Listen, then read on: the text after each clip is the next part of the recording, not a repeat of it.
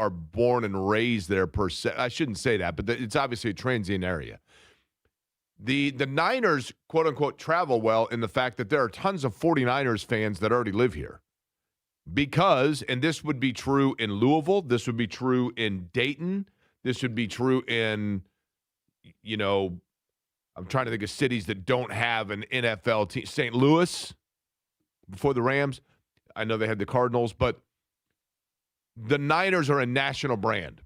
They are a national brand, and so therefore there are people of my age or older that grew up before the Colts were really a thing or before they were even here, and they grew up watching Joe Montana and Jerry Rice and Steve Young and all of those teams. And yes, the Colts were here for the better part of that, but they weren't entrenched, and a lot of people, those helmets in particular, drew people in. But I was yesterday at the Yuletide.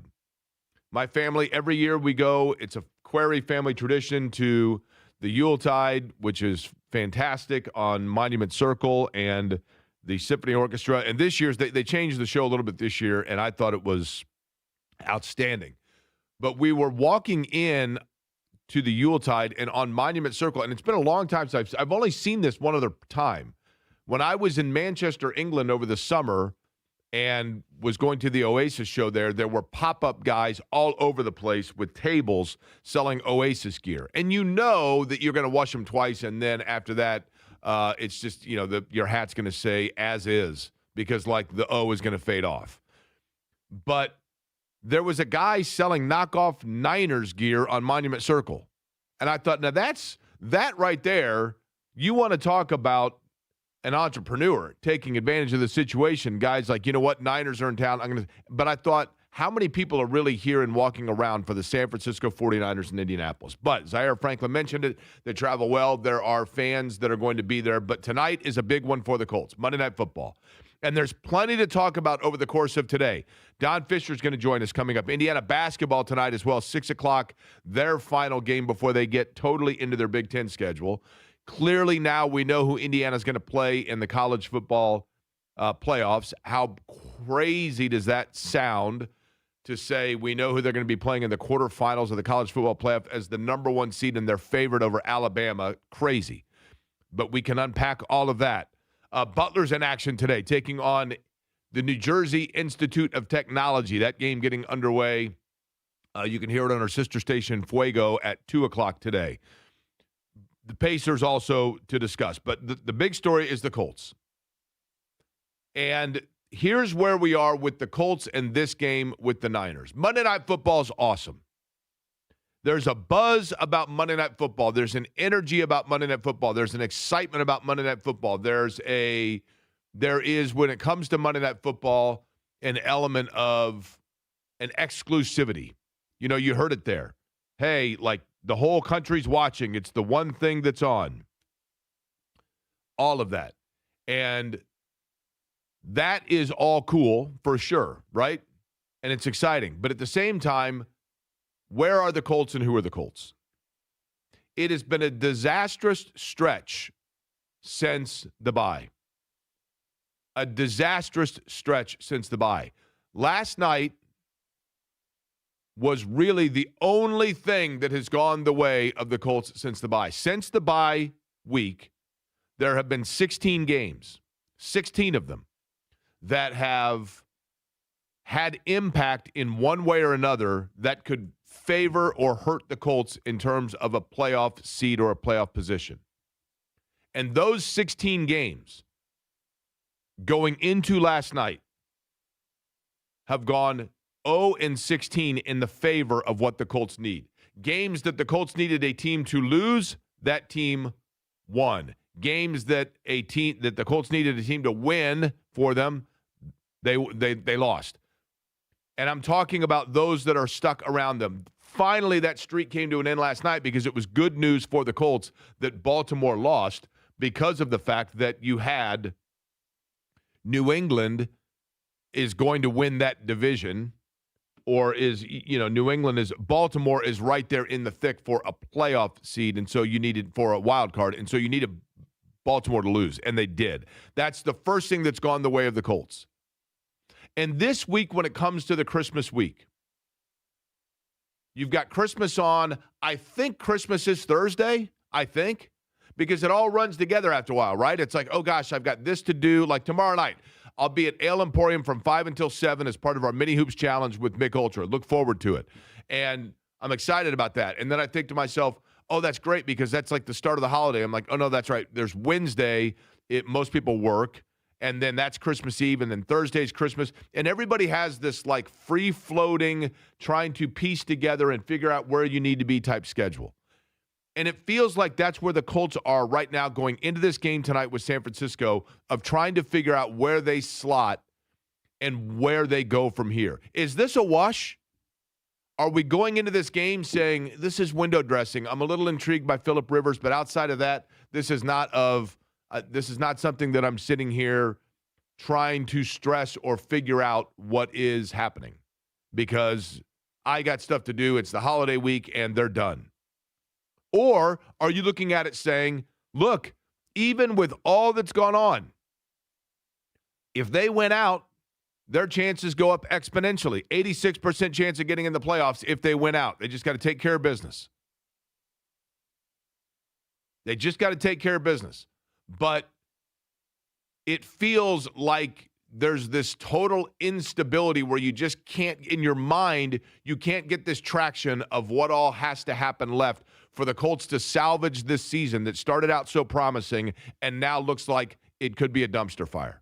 And it's not entirely their fault. Injuries have come into play. But it's also somewhat their fault because they didn't prepare themselves to some extent for, say, those injuries. And they now find themselves in this spot with San Francisco tonight. Now, let's begin with this. The Colts started out 7-1. And when the Colts were 7-1, we were all talking about it, right? We were all like those little kids that were nestled in bed with sugar plum fairies dancing in their head, right? Everybody started imagining and dreaming, holy cow, number 1 seed, home field advantage. Super Bowl is inevitable. Inevitable. At least a playoff push was a certainty. Inevitable, I'm being a little facetious there. But let's look at now, when you look at it, that 7-1 mark. Because the NFL is a long year. The NFL is, so many things can change when it comes to the National Football League. There's no certainty or consistency in the NFL when it comes to knowing who and what everybody is. And at the time that they beat Miami, and I remember at the very beginning of the season, Matt Verderame being on with us, and Matt Verderame saying, when I said, who's the team that their year could just become a complete disaster? And he said, I think it's the team that's coming to see Indianapolis on Sunday, the Miami Dolphins.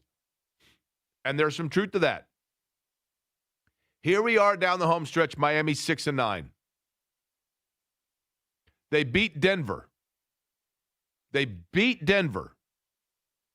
Nathaniel, don't call me Atticus Finch's Denver Broncos beaten by the Colts. And did anybody at the time, did anyone think to themselves, that's a really good quality win over a top flight? I think people thought Denver was going to be good, but they beat them and they kind of got gifted the win because of the mysterious leverage call. But nonetheless, a win's a win, you take it.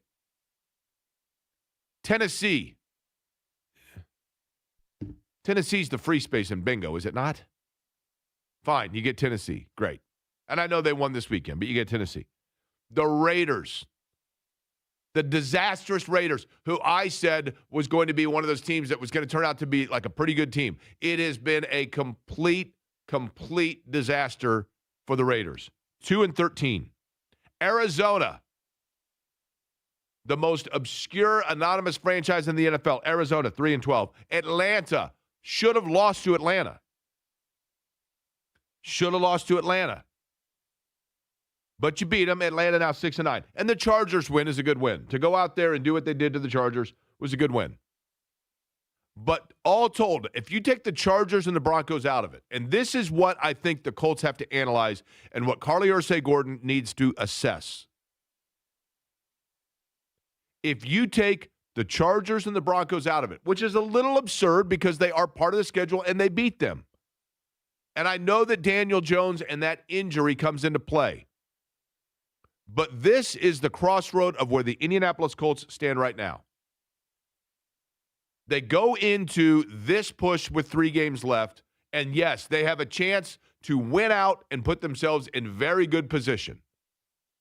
And is anybody confident that if they went out and put themselves in that good position and get into the playoffs, that Phillip Rivers is going to find the fountain of youth and all of a sudden they then are going to make a run? Does anybody think this is Jim Harbaugh, let her rip, that version of the Colts all over again? Or are you just playing it out? Kind of like this week. You kind of forget what day is the one that's the big day. It's Thursday's the big day. That's right. So what does that mean for work-wise? I forget. Do I have something to do on Tuesday or not? I can't remember. There are so many different variables to it. It's like this uncertainty where nothing feels normal.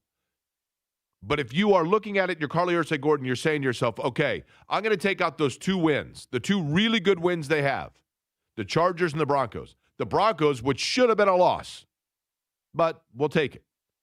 20-55 is the record of the teams the Colts have wins over. 20-55. This is a team now we can look at in retrospect and say they got off to a great start and were playing really good football, but they were literally playing the bottom of the NFL. They were like, anybody remember Kimbo Slice?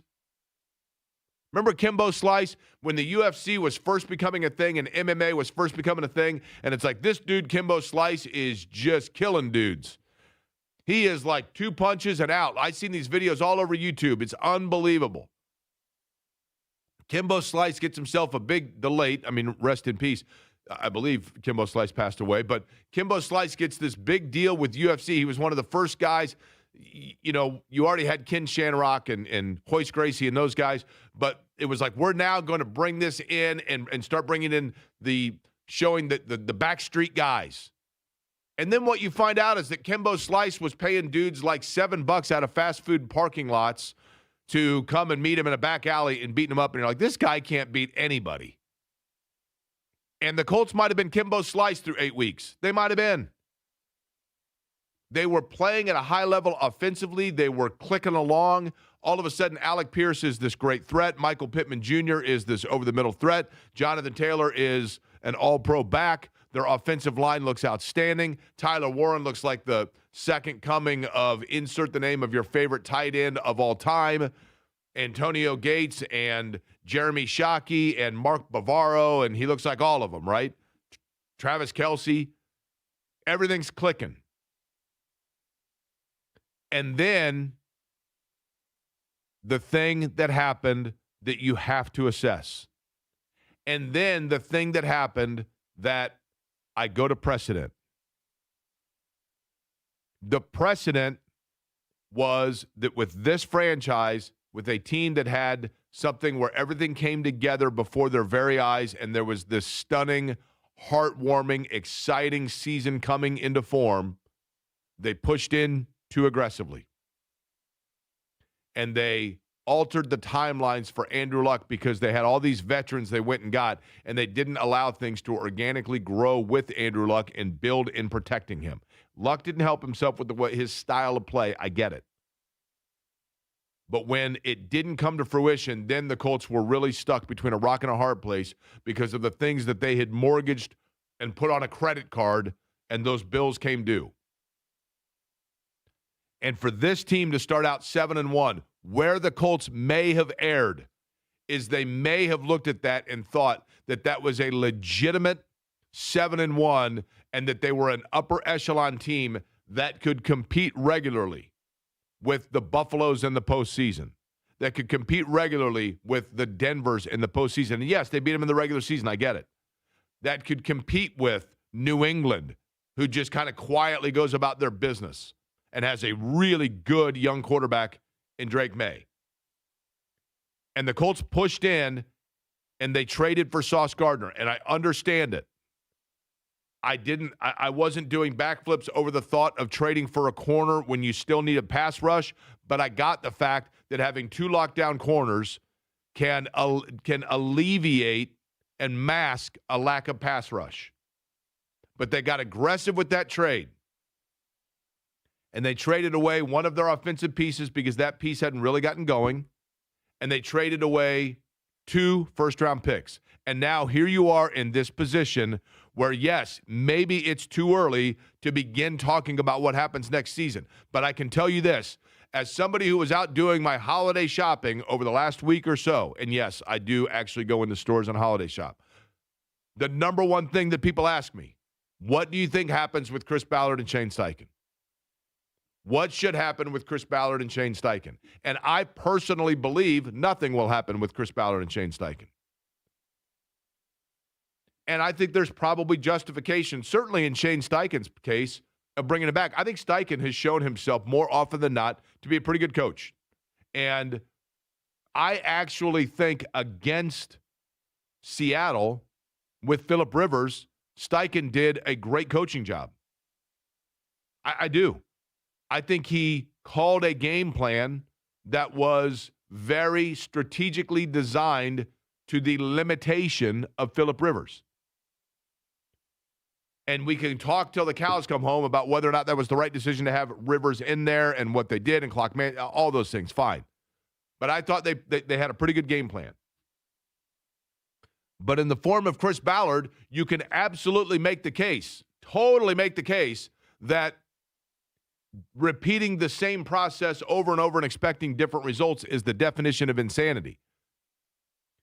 And if you are Chris Ballard, you could look at it and say, look, when we were healthy, we were beating Denver. When we were healthy, we were beating the Chargers. We were beating these teams that we would be seeing in the postseason. And Miss Irsay Gordon, I'm telling you, just please keep in mind that it was the injuries that really hurt us here. And if it weren't for those injuries, we'd be in good shape. But every team has injuries. And most teams find ways to kind of fight through them because they have a depth or a backup plan. I know the situation with Richardson was a freak deal. But at the same time, even if Richardson was healthy, do you fully feel that Shane Steichen was comfortable handing him the ball saying, Daniel Jones is out and now we're going back to you and this is going to keep us where we need to be? You get the impression they don't even trust the guy. And that falls on who it was, whose job it was to vet everything and determine whether or not he should be on the roster, and that's who you should draft when you finally came to the most important decision in your tenure. And the guy they selected, they don't seem to trust. And I know he's hurt. I get it. But do you really feel they trust him? And so if you're Chris Ballard, you can point to it and say, look how close we were if not for the injuries. And if you're Carly Irsay Gordon, you can say, that might be true. But look how far off you are now because of the injuries perhaps, but the hole that we are now in where we don't know how to get out of it. Daniel Jones is a huge question mark at quarterback, a huge one. They have no first-round pick the next 2 years. They better hope that Achilles heals perfectly and that he returns to the form that he was through the first 5 games. Those are 2 big ifs, and it rides on that. And the point I'm making here of talking about that on a game day on a Monday Night Football, when we should be talking about the awesomeness of Monday Night Football, we should be talking about the excitement of Indiana football. We should be talking about the fact that the Pacers are in Boston tonight to take on the Celtics, and then they come back here, and guess who's back to be booed tomorrow night? We should be talking about all those things. And we should be building up the excitement and the anticipation and the awesomeness of the fact that Monday Night Football is here. And Joe Buck was on the morning show this morning. And, you know, all the history of Monday night and the excitement of all of it, except for that, it just feels like this uncertainty is hanging over it where we're going through the motion of what should be exciting, but you constantly are looking for that anvil hanging over your head. That's how I feel, at least. Maybe I'm pessimistic Pete today, and I don't want to be. It's holiday week. It's festive. The Yuletide was awesome. Everybody's in a great mood, and I love it. It's the most wonderful time of the year, for sure. It is. But do you truly feel that the future and the potential and all of it is still in their fingertips? Do you feel that way? Or are we just going through the motions and then already starting to prognosticate about what it is of where this team goes and what's going to happen tonight? We'll discover and go over and analyze who's in and who's out from an injury standpoint. You know, you got DeForest Buckner coming back. You have the unfortunate situation with Mooney Ward, now with Sauce Gardner out as well. You see where that happens. There are so many things in the hopper that make it perplexing. And that makes it intriguing. You heard him talking about it from a national standpoint just before we came on. The storyline for the Colts tonight, the one certainty of the Colts storyline tonight is the uncertainty. Which Phillip Rivers are we going to see? The one that could come up to the line and audible and throw pretty precise 7-yard passes? Or the one that then saw a defense that said, well, now we know what you can do, that loaded it up and kind of stalled things out? What defense are we going to see? What sort of, how uncorked can the San Francisco offense get? There are certainly intriguing things about it. A lot of intrigue in college football as well, and I know that there is. I get it. For those of you that are bemoaning the fact that James Madison and Oregon was not a great game, for those of you bemoaning the fact that Ole Miss and Tulane was not a great game, I get it. But at the same time, do you recall last year? SMU and Penn State? That game was it was over before it began. Those introductory games a year ago were the same. It's an easier narrative now because you have schools without a lot of branding getting in over the schools that have branding. But in a world of name, image, and likeness, when it comes to name, branding, and history, those things are great in terms of cachet, but it doesn't mean that it should merit you getting in. I saw somebody say Notre Dame would have beaten Miami or like Texas A&M. This game's terrible. I'm like, except for they didn't beat either. And it was a terrible game, and Miami wins. The two teams that many people thought Notre Dame should have gotten in over, Miami and Alabama, both win. And Notre Dame's outstanding. Like I said, I think they're one of the best 8 teams in college football on the eye test. But you got to have a resume test as well. That's a past subject, I realize. But I thought the college football playoff games were pretty fun to watch. I thought they were exciting. Yes, there were slugfests in there for sure. But Oklahoma-Alabama was a great game. It was a great game. And now it is 2 programs that are kind of looking in the mirror.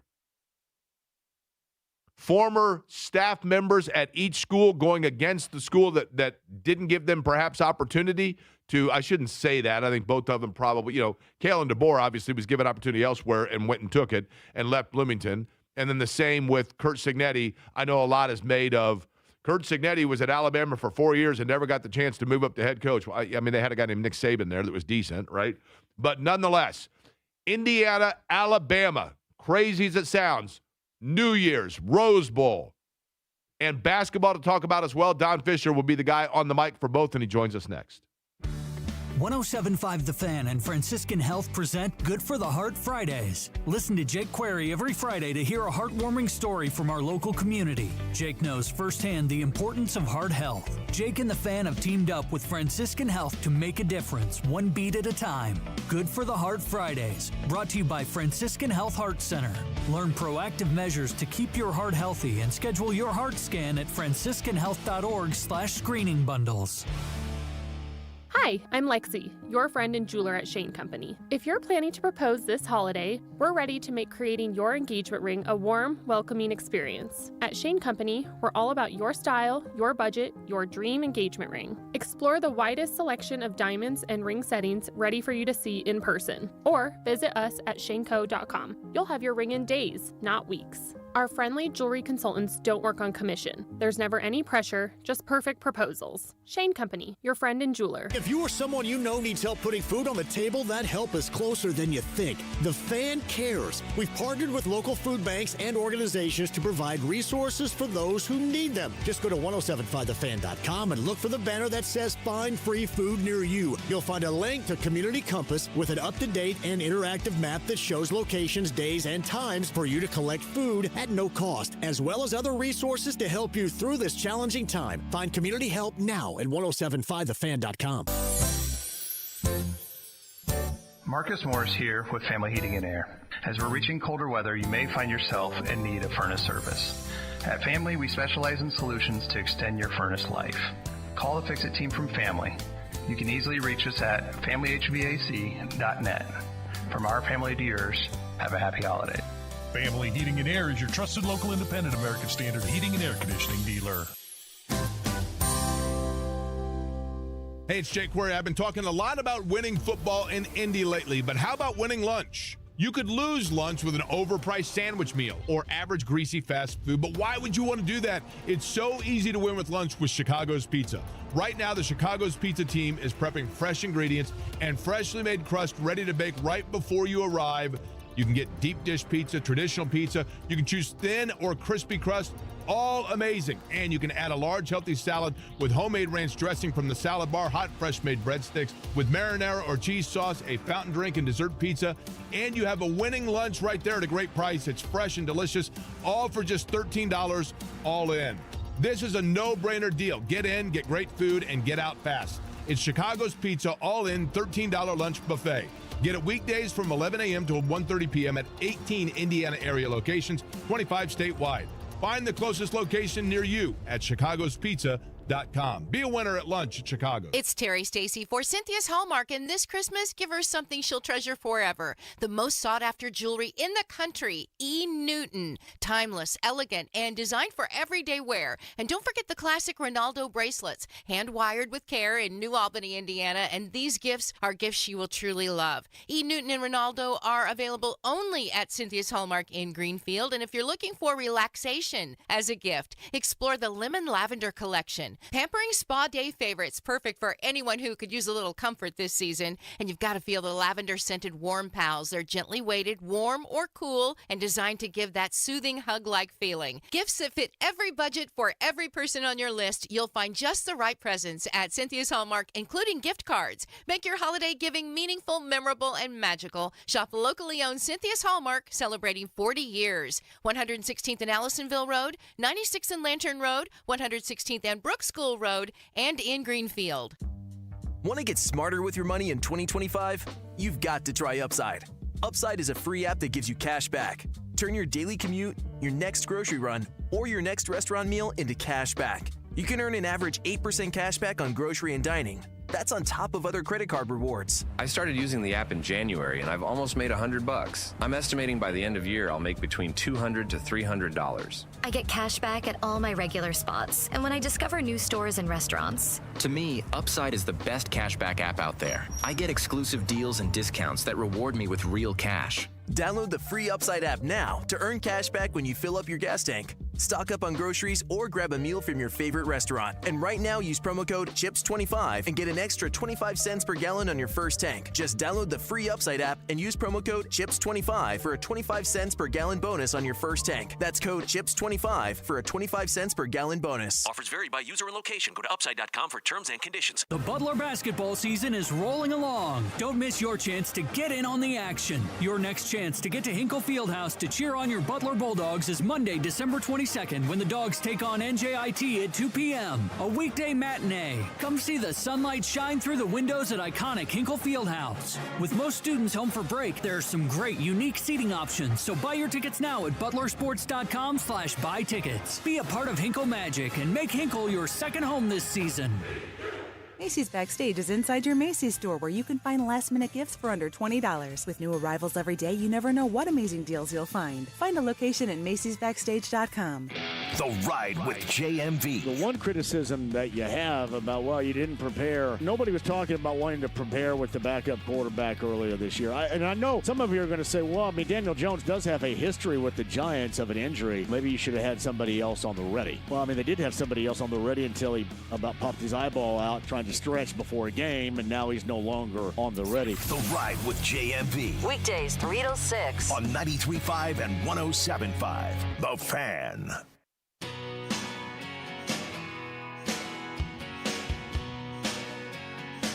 It's Monday. It's 12:30. It's Fish. The voice of the Hoosiers, Don Fisher, joining Query and Company on 93.5 and 107.5 The Fan. Again, we are at that time of year where it is, I shouldn't say this because I was going to say, well, we're again at that time of year where basketball and football season for Indiana. And then I have to remind myself that, like, going into the holiday week to have the football team still be playing games while the basketball team is getting set for the Big Ten slate is not necessarily customary over the last couple of decades, but it has been the last couple of years. And joining us now, the guy that has been on the microphone for all of it, Don Fisher, joins us on the Java House Peel and Pour guest line. Don, the last one tonight, 6 o'clock tonight for the basketball side of things. That game can be heard on our sister station, WIBC.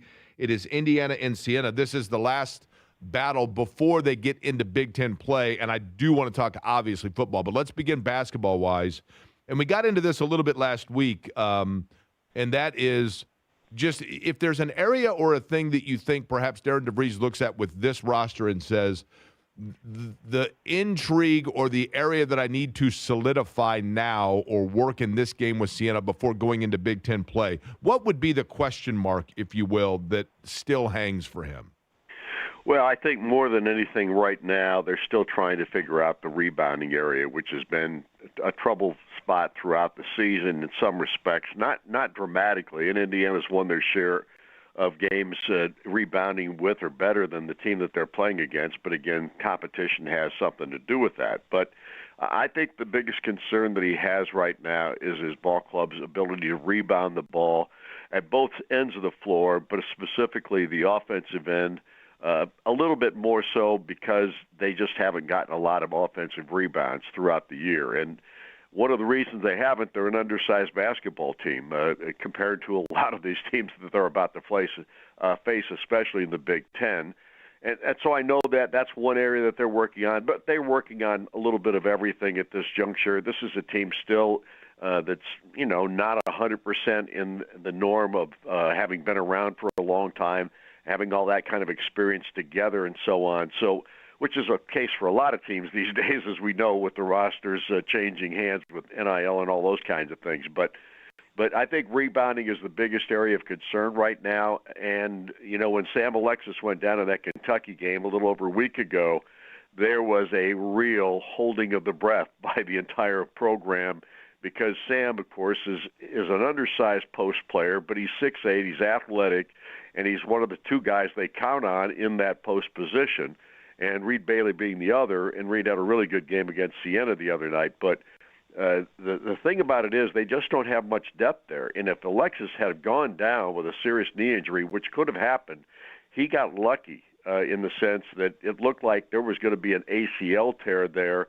if it hadn't happened the way it did, which was a turned ankle first, and that apparently saved his ACL. That's what I was told. So all I can tell you is they are light there. They're definitely needing more depth, and that's hard to come by when you can't change your roster now, if you know what I mean. Sure.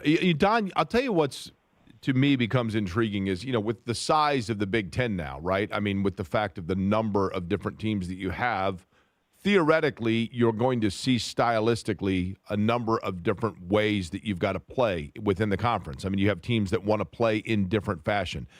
Two ways to look at that. One is to say, we have a style, this is how we play, and we're going to push in on that. The other is to develop a system where you can have some versatility and kind of change the way that you play. Which way do you see this particular team? Is DeVries more of the Bob Knight mold of this is how we play and that's it? Or do they have some flexibility on different styles they can play? I don't think they've got a lot of flexibility with this team. I just don't. I think the talent is good enough to be very competitive in the Big Ten. I don't think that they have the talent to be a ball club that plays all half court. In other words, they like to get out and run. They are a transition team. They try to get off a three-point shot in the first 10, 12 seconds of the shot clock before they set up in a half-court game. And that's the modus operandi of their team most of the time. But they've had to play a lot of half-court this year, especially against some of these better teams that they've played. And if they can speed teams up and make them play the way they want to, then I think they can be very successful. It's hard to do that sometimes, however, with some of the teams that you play in this league. And you know that a lot of these ball clubs like to play the half-court game first and not rely on a three-point shot all the time. And that's what Indiana does. They do rely on three-point shooting a great deal. That's how this roster was constructed. Darren DeVries wanted to get as many good three-point shooters as he could on this team, and he's gotten three of them. Obviously, his son Tucker's very good. Lamar Wilkerson is a proven three-point guy, and Nick Dorn has come off the bench now the last several ball games, has really shot well from the three-point line once he got back from injury. So I just don't see a lot of ability to change the way they want to play. And if you looked at the game against Chicago State on Saturday, Indiana shot lights out, 14 of 26 in the first half from the three-point line. That was in the first 20 minutes. In the second half, they couldn't throw it in the ocean. They were 1 of 20 from the three-point line. And then they relied on their bigs because the team that they went up against, Chicago State, didn't have a great deal of strength in the front line. So they were able to succumb or to make Chicago State succumb to their wishes in that contest because Chicago State just didn't have any size themselves. Don Fisher is my guest, voice of the Indiana Hoosiers, both on the basketball and football side of things. He's on the Java House Peel and Pour guest line. Don, here's what I know about Don Fisher, okay? I know, obviously, that you have a great love for Indiana athletics, and it is not lost on you the privilege of being their radio play-by-play voice, okay? I know that we've talked about it before, you grew up as a kid. I think you liked baseball as well. But you also have a great amount of patriotism about you. And in addition to that, I think of you, as a family values guy, right? Going and watching your son's high school football team and being around family is very important to Don Fisher. So I'm going to assume, maybe assumptions are dangerous, I'm going to assume that Christmas is a special holiday. Like for most of us, Christmas is particularly special to Don Fisher. Fact? Fact is fact. There's no doubt. It's very special to us. Susie and I host 2 days of Christmas at our house. The first day is Christmas Eve day, in which my family comes. The second day is her family, and they join us for Christmas on Christmas Day. So we have so much fun in these 2 days, but my wife works her rear end off, and she obviously has a full-time gig with the Indiana Pacers, as you know. So she gets a ton of work. She has a ton of workload. I try to help her as much as I can. If you put me in charge of anything cooking-wise, you're dead in the water. So I have to do what I have to do, which whether that's clean up afterwards, take care of dishes, or one of those kind of things, and just keep all the grandkids out of everything. Then that's my job. So, but she does most of it, and she's phenomenal at it. Well, she keeps for those that don't know, she keeps the Pacers franchise tied up as well, just in organizing virtually everything, right? So. Yep. So the holiday thing, I'm glad she's able to do that with the family. She would be the perfect person to put that all on because it's just the automatic nature. But the reason I asked it about Christmas, Don, is because I would imagine that Don Fisher still, in the spirit of Christmas, thinks about Santa and what he wants from Santa. And it's been a long time since you've been able to say, on Christmas, Santa, I want Indiana to beat Alabama in football in a week. It's like you know what I mean? But here's the matchup now. We know the matchup now. Just first off, your overall thoughts on this matchup with Alabama, and did you get a chance to watch Alabama-Oklahoma? I did. The thing that surprised me about those two teams in that ball game was the number of mistakes that were made.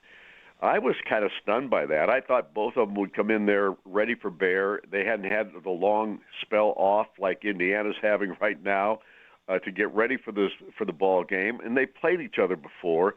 I was just kind of surprised by the number of mistakes that both those teams made in that contest. But I was rooting that Alabama would win because I felt like that's the opponent that I want to see our football team play against.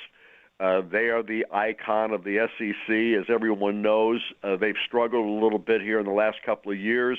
I think Kalen DeBoer, who's their coach, is a guy who I revere as a guy that came to Indiana for the 2020 season as the offensive coordinator. He got ruined by COVID, but it didn't ruin Indiana's season because they went 6-2 that year. And it was because Kalen DeBoer was such a good innovator from an offensive standpoint. And, of course, he had control of Michael Penix, who went with him to Washington later on, and obviously they went to the national championship game. So I just have a lot of respect for Kalen DeBoer.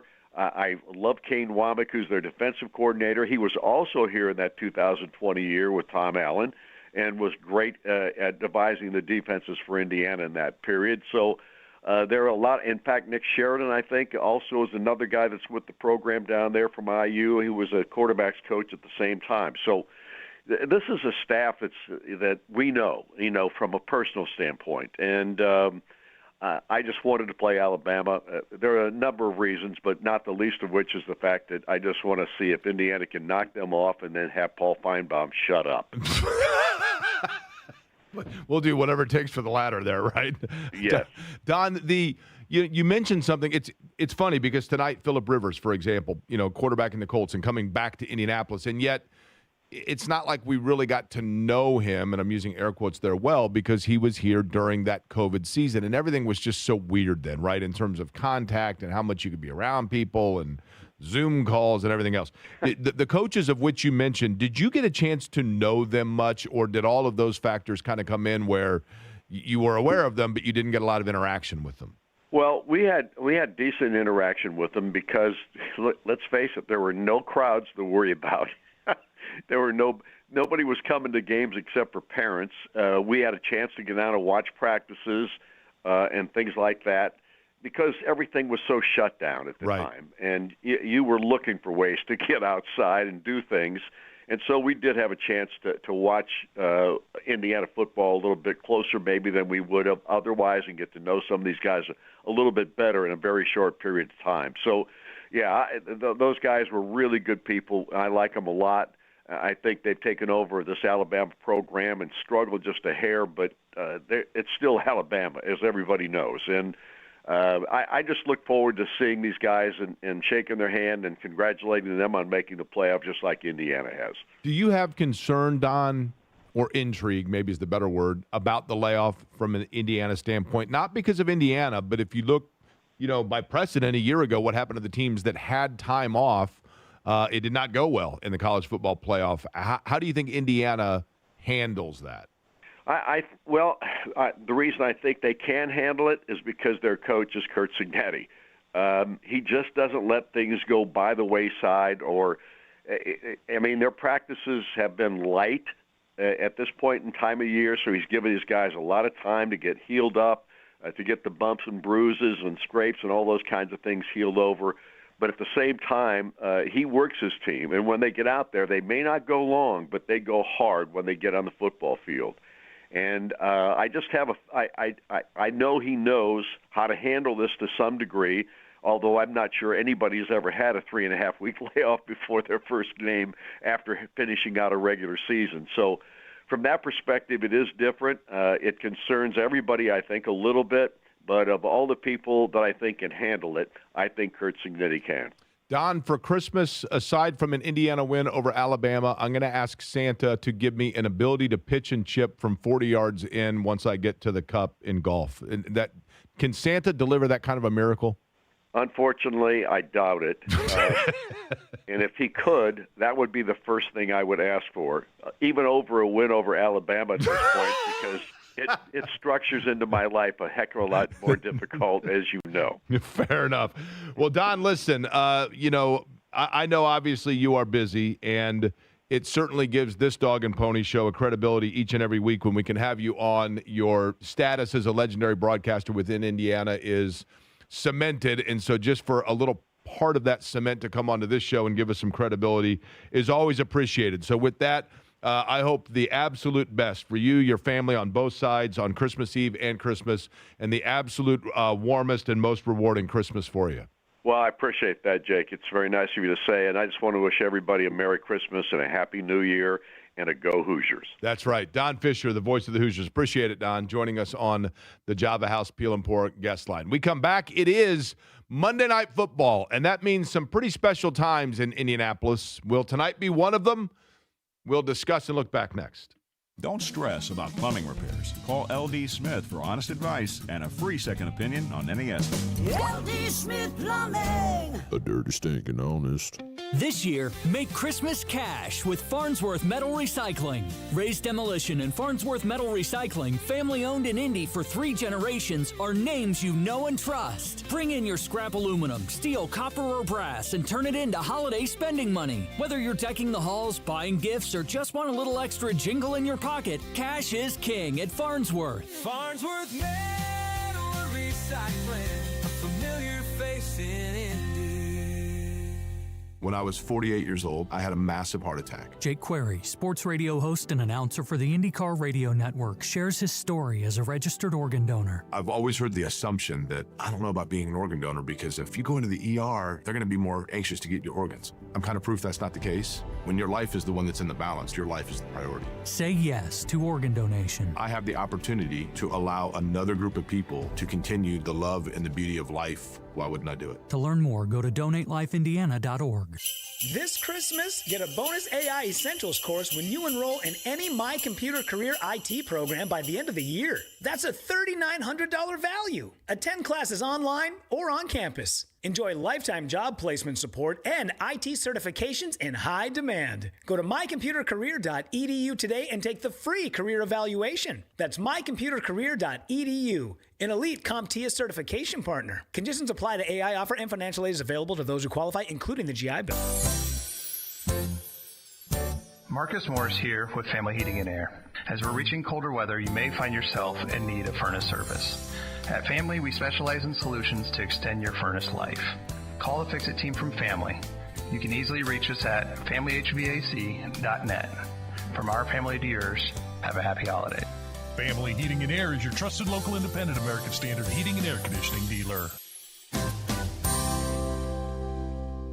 If you're one of the millions of Americans behind on your taxes, if you're afraid to open your mail because IRS collection letters could be coming, listen carefully. The IRS is cracking down, taking paychecks, freezing bank accounts, revoking passports. That's a fact. But here's what most people don't know. There are official tax relief programs designed to help struggling taxpayers. Programs that could save you thousands if you qualify. No one knows these programs better than the experts at Optima Tax Relief. Optima's award-winning team will fight to protect your paycheck, your passport, and your property. Their tax attorneys and licensed tax professionals will work tirelessly to get you the best deal possible with the IRS. Every day, penalties and interest keep piling up, so don't wait. Call Optima now for a free consultation. Call 800-354-2840. 800-354-2840. 800-354-2840. Optima Tax Relief. Some restrictions apply. For complete details, please visit OptimaTaxRelief.com. It's JMV for BullseyeEventGroup.com, the Colts VIP tailgate presented by Hayes & Sons Restoration. All you can eat, all you can drink. Before each Colts home game, make your game day experience the best it can be.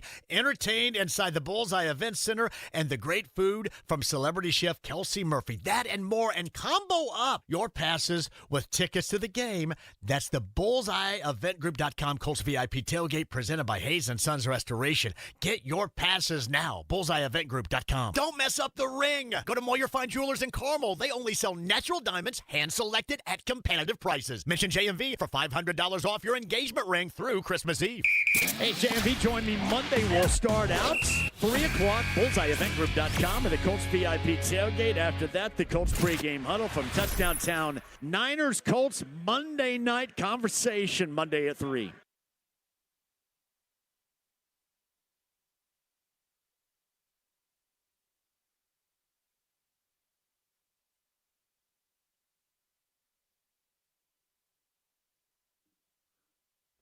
So realistically, and we're going to go back, and I know I do this a lot.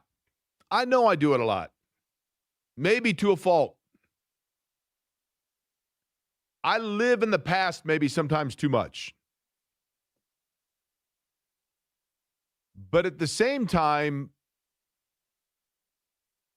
part of it is rooted in this. I mean, if I'm just being transparent here, okay? And John is the same way, J&V. Because we talk about this a lot. I grew up, I mean, I'm like Hoosier through and through. Cut me, I bleed the torch. And I have always said, I am well aware of the fact that I could not do this job in, give me off the top of your head right now, a mid-market city in the United States, Atticus, go. Cincinnati. I don't know that I could do this job in Cincinnati. I mean, obviously Lance McAllister, and we know that. Give me another city of which we're less familiar, I guess. Kansas City. All right. In Kansas City, Soren is the name of the guy that does middays or afternoon drive in Kansas City. Chad Boger, my college fraternity brother, owns the sports talk radio station 810 in Kansas City. If Boger called me up tomorrow and said, hey, I got an opening. You want to be the lead into Soren? I could talk a little KU. I could talk a little Mizzou because I lived in St. Louis for a while. And I know that Rockhurst is the big private high school there that's a football power. And I know that Darryl Motley hit 2 home runs in Game 7 of the 85 World Series, and they defeated the Cardinals 11-0, and Dane Orge hit a base hit as a pinch hitter in Game 6 after the George Orta play, and John Wathan was pinch hitting, and Onyx Concepcion and Jim Sundberg scored. I mean, I know those things, but that's about the extent of it. I didn't grow up knowing the nuances of the constant in and outs of the market. And I grew up here, and my parents are from here, and my grandparents are from here, or more specifically, Napoleon and Quincy, Indiana, respectively.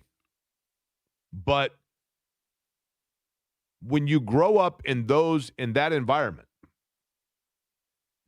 I didn't necessarily dream of being like a sportscaster.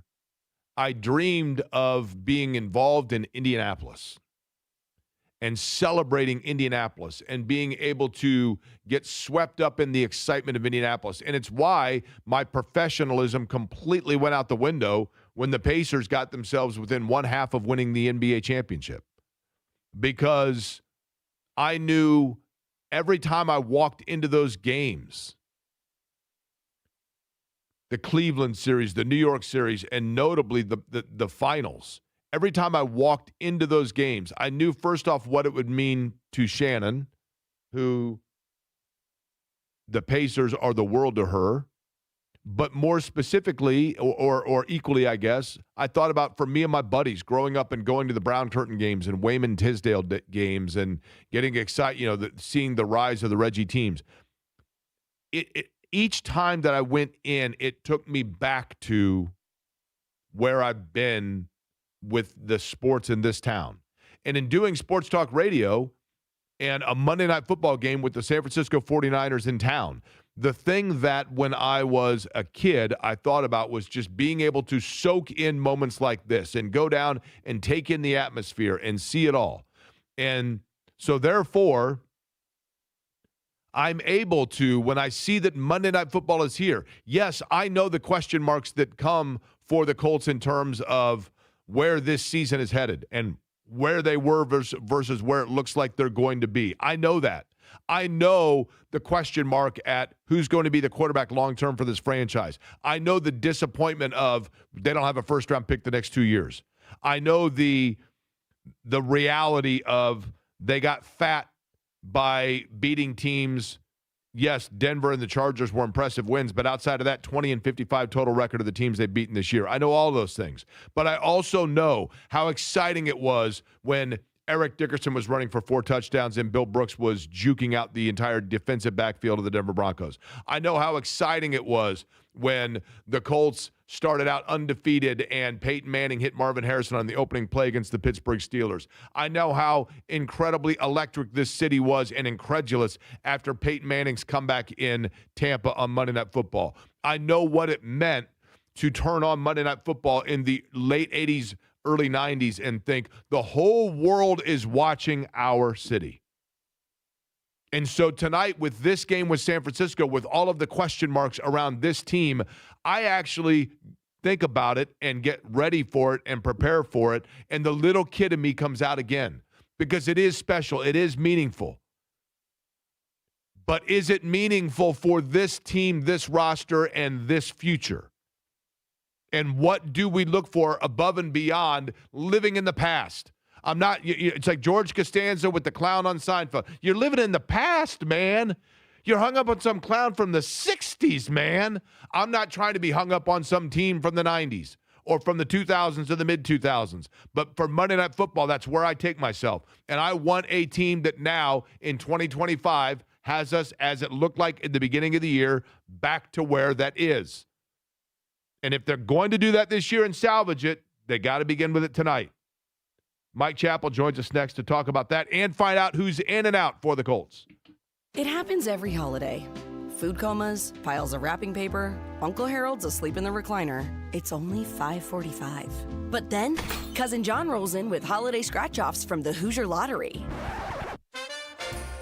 Starting at just $1, they're the perfect gift for making the most of the one time of year all 30 cousins are gathered together in one living room. Unwrap instant fun with holiday scratch-offs. Hoosier Lottery, champions of play.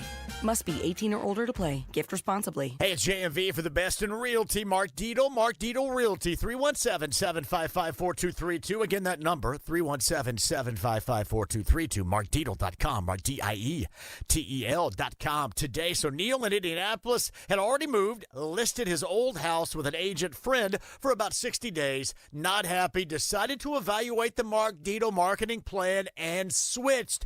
To his relief, after about 15 days on the market, the Mark Dietel team sold his home as is for the price that was necessary. Mark Dietel, the only real estate expert I trust and recommend with the sale of my home. Mark Dietel guarantees your home sold at a mutually agreed upon price and deadline, or he will buy it. Pick your move date.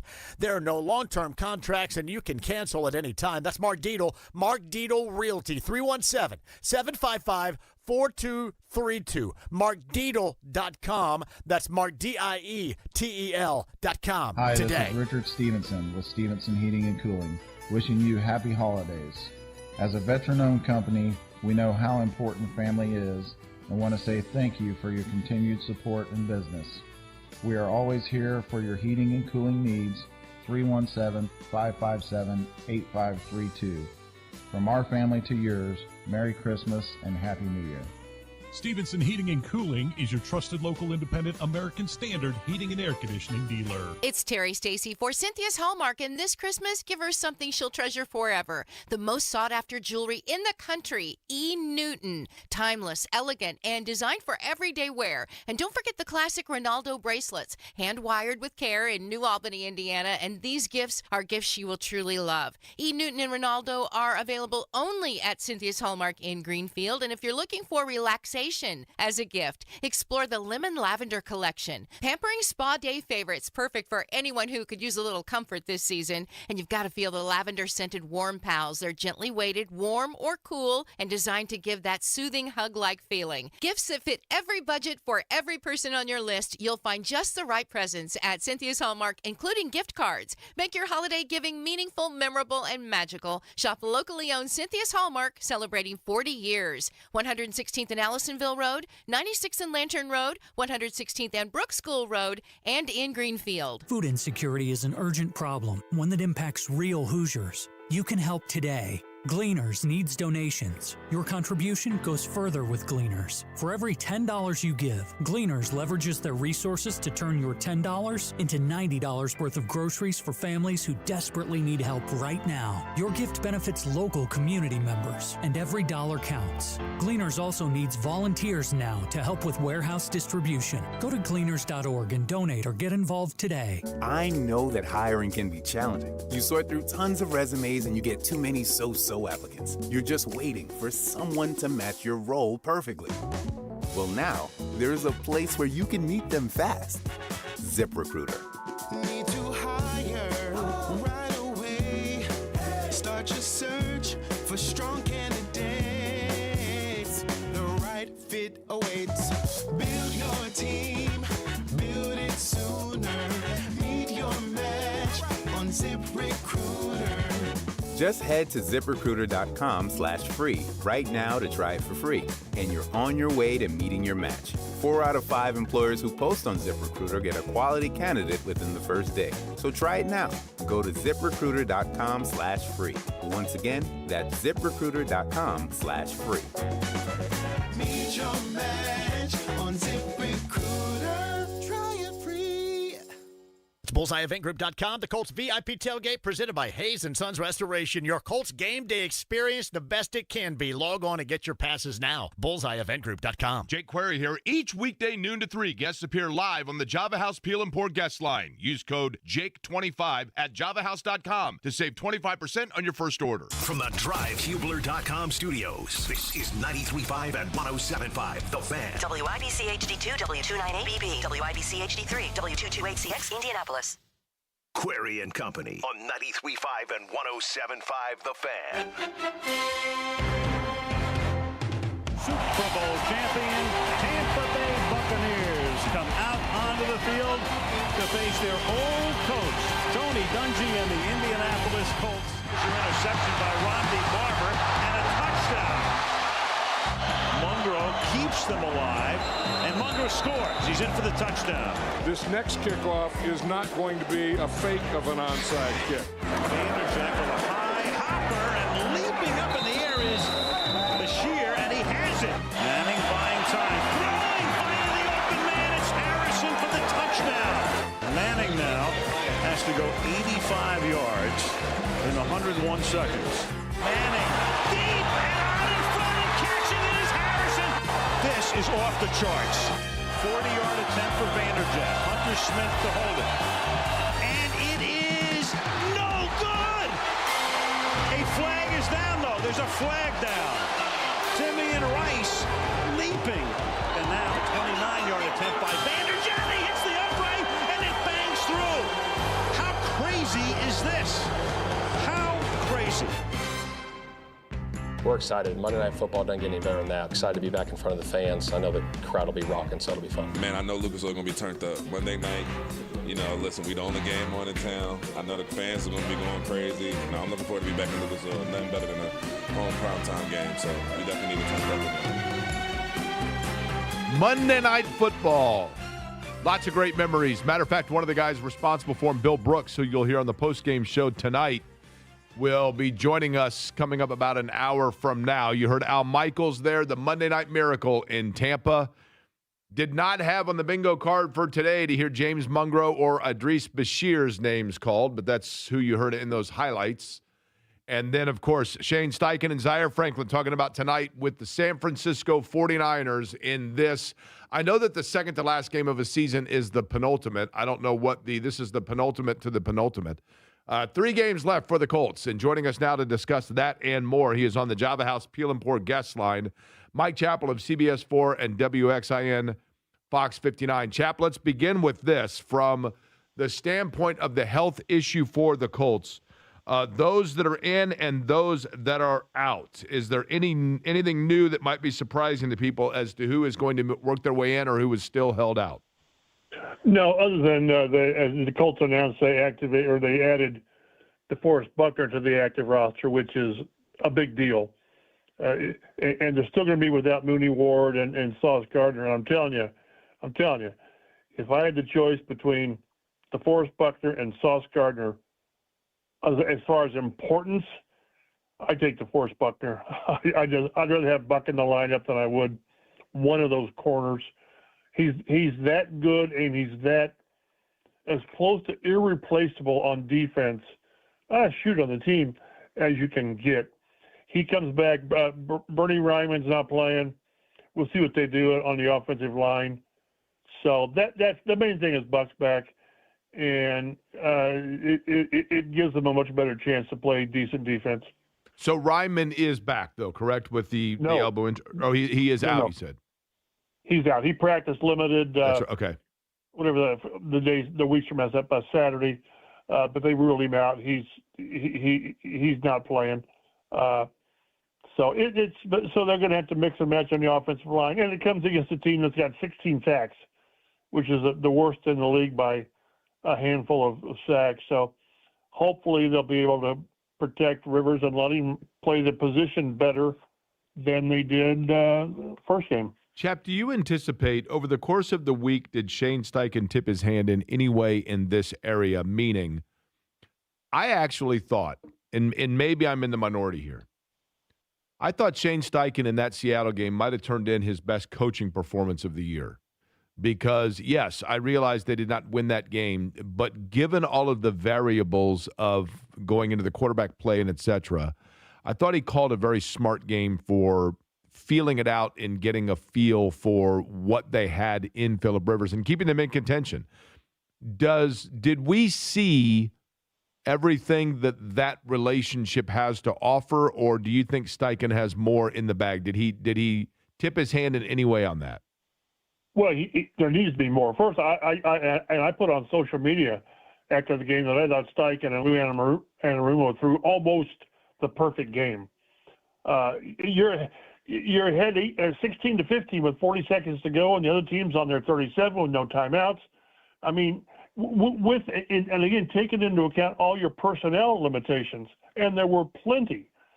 So I thought, yes, they squeezed every ounce out of what they could do. It just, in the end, it just wasn't enough. You know, not a good enough kickoff after the field goal, and then two plays that Sam Darnold made that if you stop either one of them in bounds, you probably win the game. So I thought, considering everything, yes, it was his best game, but there's got to be more. It's just you can't, and they know that. That was so specific to well, he's been here 3 days, and he hasn't played for 5 years. They really had to have a dumbed down game plan. They just did. But having said that, there's got to be more. He averaged 4.4 yards at an attempt, like 6 yards at completion, and all that does when you've got to run the ball with Jonathan Taylor, all that does is make it harder to run the ball with Jonathan Taylor. So you've got Alec Pierce who leads the league in yards per catch. You've got to stretch the field some, at least pose the threat, which I think they will. But they're still they ran more than they threw last week by a few. I think they still run more this week. They have to. But this is a Niners defense that's gettable. They're not strong against the run. And again, the pass rush should be not super bad with perhaps, not perhaps, but two backup tackles. But yes, and we've talked to Shane enough to know that there has to be more. I think Rivers will be more. This was a normal week for Phillip Rivers, to where you come in and you get all these days prepared. Last week was not normal. Right. He comes in and he's cramming. So yes, there needs to be more, and I think there will be more. Well, did you see in Rivers, Chap, more that could be there? In other words, you know what I mean? Like, I understand that they had to kind of simple it down because of exactly that, right? You're just throwing a guy out there. But now that he's had that week, and now that maybe they can look at more film, go over some different, do you feel that from a physical standpoint or a skill set standpoint in 2025 that there is more there they can tap into with Phillip Rivers? Boy, if that's a yes or no, I'd say no. I mean, it's the same guy. It's the same 44-year-old arm. Maybe he recognizes things quicker, but as far as getting the ball from point A to point B quicker with more velocity, I think getting it there quicker would be recognizing the play quicker. I don't think all of a sudden he's going to start throwing lasers all over the field tonight. That's not who he was when he played, at the right age. So but that's a great question. You can devise all the game plans you want, and if the quarterback can't carry that, can't make the throw, if you can't, you can block it up to where you've got time to get the ball 60 yards, 50 yards downfield to Pierce, but the quarterback can't do it. Then what are you doing? That's a really good point. We'll find out. I think that whether he can or not, they're going to try. They need to try. But we're going to see one another week. And again, maybe part of it with the throwing is that his legs weren't under him as they shouldn't have been. As far the quarterbacks need their legs to throw off of and really push off of. And maybe he's a little bit better this week. But they simply have to. They've got to do more than they did. Him throwing for 120 yards isn't going to cut it. It's not. JT averaging 3.6 might be okay running the ball. If you're getting more from the pass game, that'll be a really interesting thing to watch tonight is, one, will they try it? And two, can Rivers do it? Well, and I thought, obviously they went with Amir Abdullah out of the backfield with the passing game, which is I would assume that part of that was just to allow Rivers kind of the comfort level, the familiarity with the layups. Do we continue, do you believe, to see Abdullah at that level? I think so. Because, again, if JT runs about 25 times, and I realize he prepares for this and all this, but at some point you do need to give him a breather. And Abdullah's a better receiver out of the backfield. He simply is. And and Rivers has always had a guy like that, right? He's always had a bailout out of backfield guy. Darren Sproles, I mean, goodness gracious, how many times did he torment the Colts with Rivers? So, yeah, no question. Again, if there's 30 rushes again this week, 25 need to be JT. But get Abdullah involved, the pass game, and hit those underneath crossers, and then but you got to get everybody more involved. Tyler Warren has disappeared the last 3 or 4 games, and that's not a reflection on him. It's a reflection on the rest of or how the quarterback play has declined with the injuries to Jones and then Rivers coming in. They've got to get back to the players who carry them, who have carried them, which is JT and Tyler Warren for the most part. Hopefully they can scratch into that tonight because they're going to.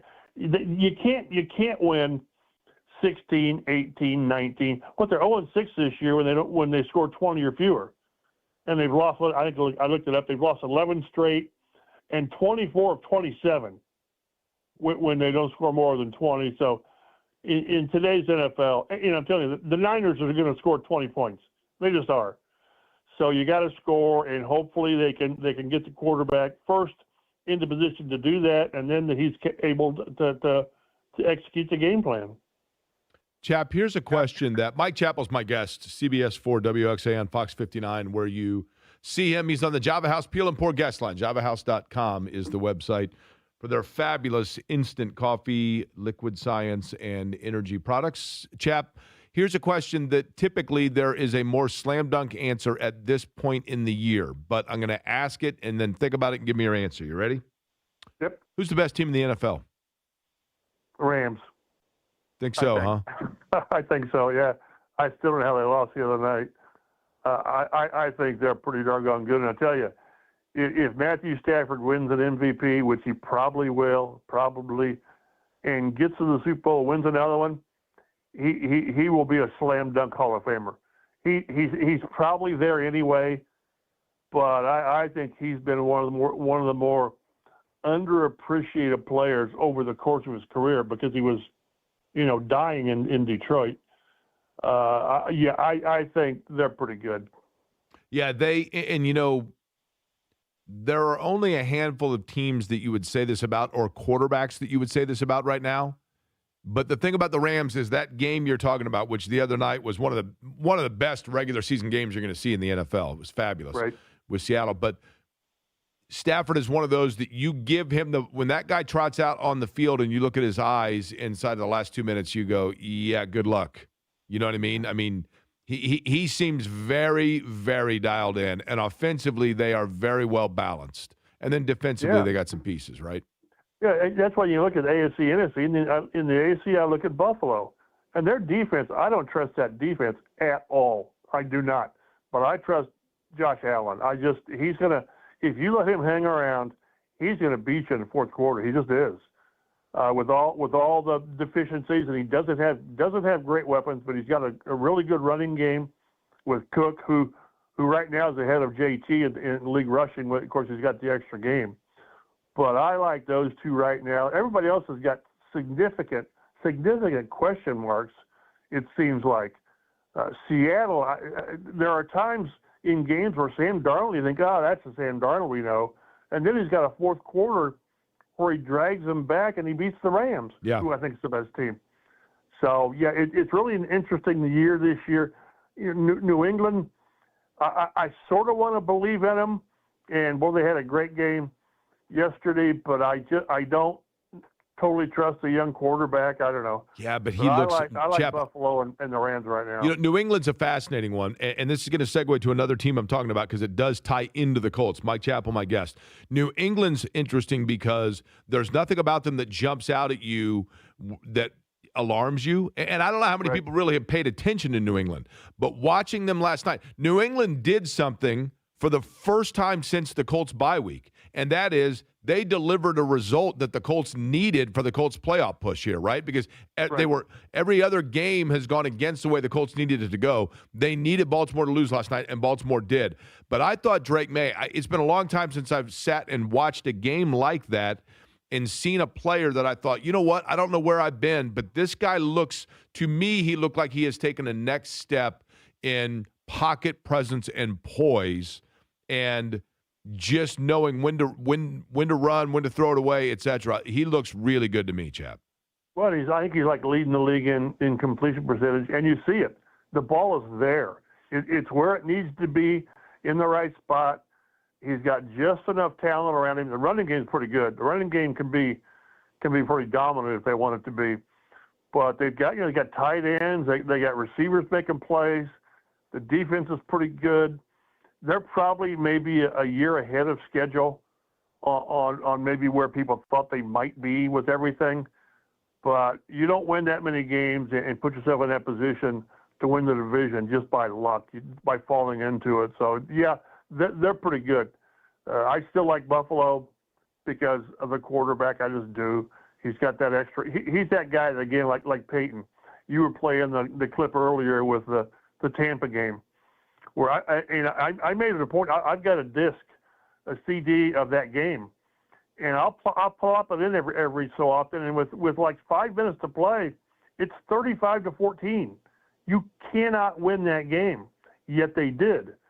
So that quarterback gives you the chance, and the guys we've talked about, those quarterbacks give them a chance. Chap, when you look at the AFC right now, the guy that you talk about Peyton Manning. And you and I've discussed this, and I've said it on the radio 1,000 times. The player that I was convinced was a Peyton Manning heir apparent is Trevor Lawrence. When he came out, I watched him every snap in college. Yep. The size, the poise, the ball placement, all of it, right? And I know that, you had the Urban Meyer experiment and all that, and there have been a lot of more bumps than road at all. The Latin, I don't knock on wood, I guess for the Colts fans, it's a bad thing. The last 5 weeks, no one is talking about the fact that it seems to have come together for Trevor Lawrence, and he is playing at a very high level. And don't look now. I haven't heard anybody mention this, but Jacksonville now has taken over the AFC South, and very quietly and off radar is, they're firmly in control and maybe even to put themselves in placement for the AFC. But my question for you, Mike Chappell, is this. Is this a mirage, or has Jacksonville finally gone through puberty? I've been through this. How many times have we been Jacksonville'd? Yes. And it's a fact. It's not like, back in 6 years ago. No, it's been like 3 or 4 times where you think, man, they have finally got it together. And even with Trevor Lawrence, you think, man, this is who everyone thought he would be. You know, he's past the Urban Meyer nightmare. But no, you're right. Right now, I mean, there's probably good as bad as anybody for the number one seed. I've just been burned too many times by the Jaguars, and having said that, they're probably playing as well as anybody. It's just that nobody outside of Duval wants to believe in them, and they've given you too many reasons to not believe in them, and all they're going to do is say we don't care, and they're taking care of business.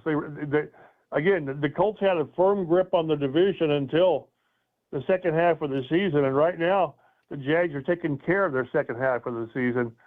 So yeah, I won't be surprised if they're the number one seed. I won't be surprised if they slip and they're playing in the last week of the season to win the division because they muck something up. And that mucks something up could be that who knows? Can the Colts? Do the Colts get them? I mean, it's going to be a must win. Chap, I want to end with this. You and I have talked about this 1,000 times. The special element of Monday Night Football, and Monday Night Football being in town, and the strobe lights and the spotlights on your city and the aerial shots of downtown and all of it, and the buzz and the energy of all of it. And maybe it's because I'm older. Maybe it's because the Colts' certainty of their future is in flux, and we don't know where they go from here and if they're going to make the playoffs and et cetera, and the year has gone south on them a little bit. And maybe it's because Monday Night Football, just in general, you now have primetime games all the time. Right. Is there less gust of wind in the sails for a Monday night matchup? A, because this is a city that has built itself up from an NFL standpoint, and we have seen the mountaintop so many times that now it's old hat? Or B, because of the things I just mentioned of viewership is just different than it used to be? Or C, Jake, you're out of your mind, it's just as big a deal as it was in '87? I think it's nearly as big of a deal because, again, you're the only game on. I realize you can say that about Thursday night, but that's totally different. No, I still think there's that buzz. I do. And part of that is where I'm ingrained is all the times the Colts were on Monday night during that great 2000. It was a couple times a year and great games and special games. They've lost. I think they've lost 4 or 5 in a row on Monday night, and some of them haven't been very attractive. But still, and this is where I think you and I agree, but a lot of the fan base may not, is the value, the community value of having Monday night with all the cut up, the lead-ins and breakouts of the broadcast with sites from Indianapolis.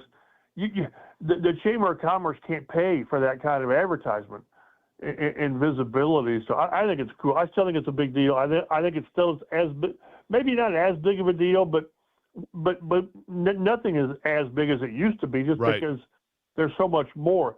I think if you go back and look at viewership and all that, Monday night's still near the top. Sometimes it doesn't. Most of the times it doesn't matter who's playing, unless you got 2 really, really crappy teams, and then maybe people watch something else. But I think it's a big deal. I've always enjoyed it. Back at the paper when we actually had serious deadlines. I mean, you had to have your story done at a certain time.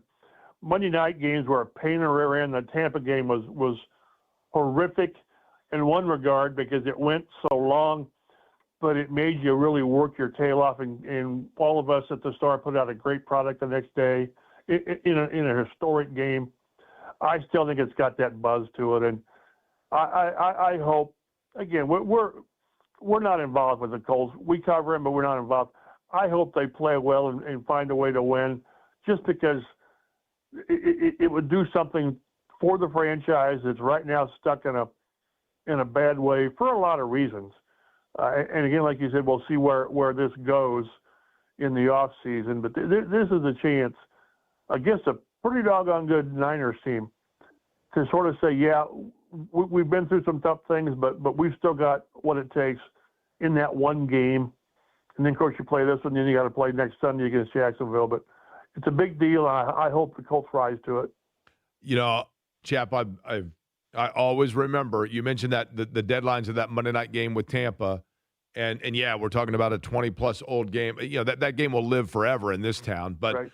You know, I was working back at Channel 6, and Dave First was down in Tampa, and I'll never forget, you know, it was 35-14. The highlights were cut. It was on ABC. It was on our air, so we had a post-game show. And by the time it got to maybe 21 and the Colts are driving, and Dave, this was the early years of texting as well, Dave sends me a text. It's like, do we need to maybe start redoing the highlights here for the post-game show? And I'm like, I don't know, let's see what happens. And then, boom, you know, Bashir gets the onside, and all of a sudden it's like, holy cow, man.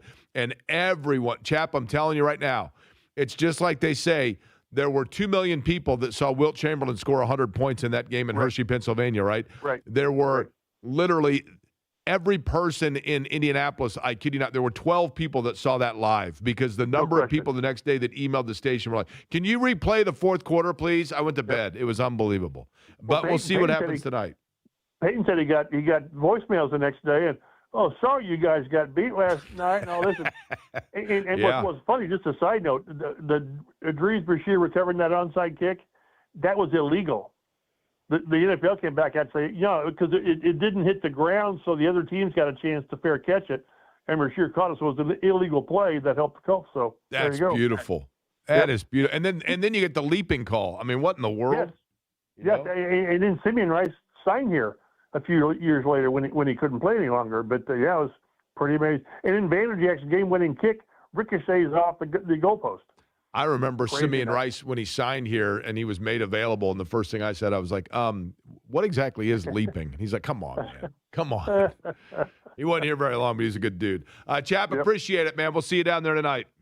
Be well. All right, Mike Chappell joining us on the guest line. Java House Peel and Pour guest line.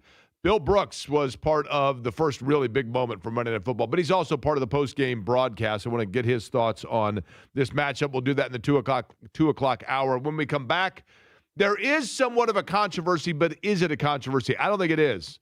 I'm going to voice my opinion on it on the college side of things as we get set and the bowl games are underway, the playoffs, all of it. But I think there's an argument that can be screamed from the mountaintops, but it's like a tree falling in a forest with nobody around. I don't think anybody hears it. I'll explain next. Hey, Colts fans, Crown Royal is a proud partner of the Indianapolis Colts, and this season it's not game day without the generous spirit of Crown Royal. Whether you're at the tailgate, in the stands, or watching from home, Crown Royal is the reason and the reward for coming together. Grab a glass with the Crown Royal rig at a stadium near you, because we'll be sharing the generous spirit with fans across the country. Crown Royal, fueling game day with a generous spirit. Visit www.crownroyal.com/Royal Rig for more on the Crown Royal Rig Tour. Please drink responsibly. Hellsberg gifts checked off the list. Now, time for wrapping. Earrings for mom. A gold bracelet to match the rings Danielle wears every day. And for dad, a new watch, because we all know he needs one. All right, this is going to be a good one. Our favorite things for your favorite people.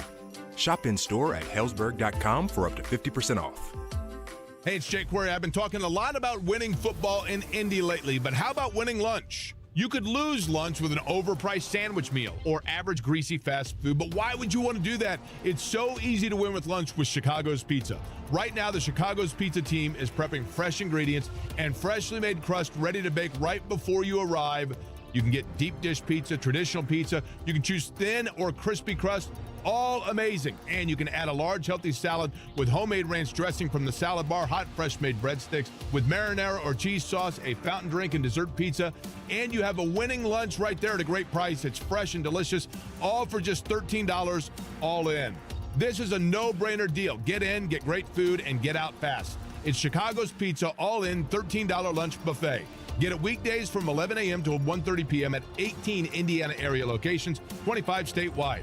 Find the closest location near you at chicagospizza.com. MNF.com. Be a winner at lunch at Chicago. From military life to a rewarding career in IT, kickstart your new journey in a matter of months in the fields of IT and cybersecurity, including AI. Learn more at mycomputercareer.edu/CWP. Financial aid is available for qualified students, including VA benefits. Dan owed an unbelievable amount of money to the IRS. I got behind on my taxes. It's a horrible feeling. He was in denial. And when I got those letters from the IRS, you wanted to act like they didn't exist. Finally, Dan turned to Optima Tax Relief, the leading tax resolution firm. A-plus rated by the Better Business Bureau, they've resolved over $1 billion for their clients. Optima got me a settlement with the IRS. These people are really people-friendly. It was every bit of a new lease on life for me. The fast action and the great results made Dan's head spin. I felt like I was in a dream, but it's real, and I have paperwork to prove it. They got the job done, and life is good. For tax help you can trust, call Optima now for a free consultation. If you're worried about what's going to happen with the IRS, stop worrying.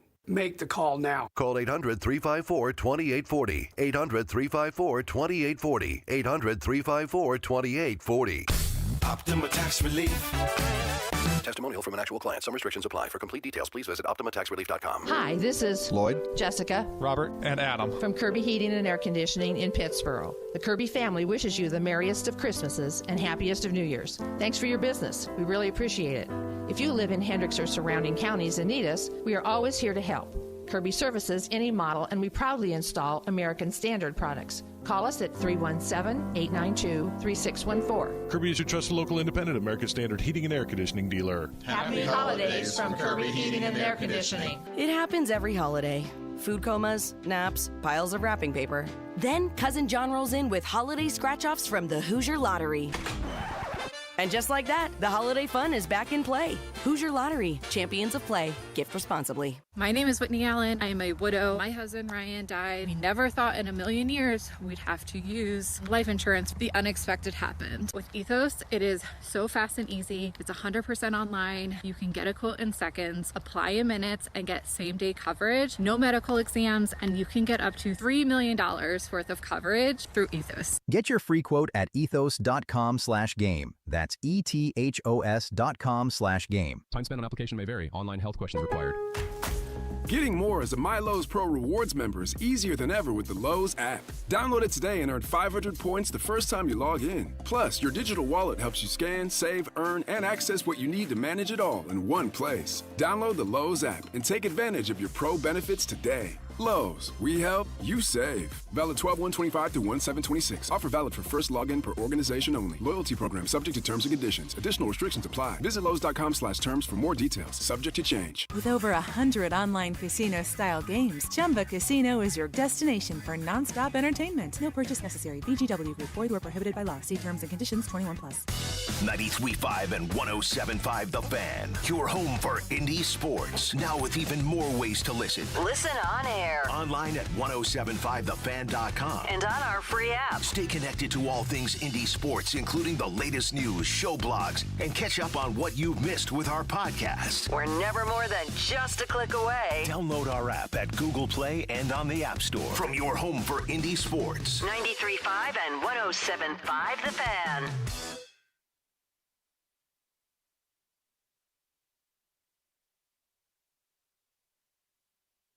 You're listening to Query and Company on 93.5 and 107.5 The Fan.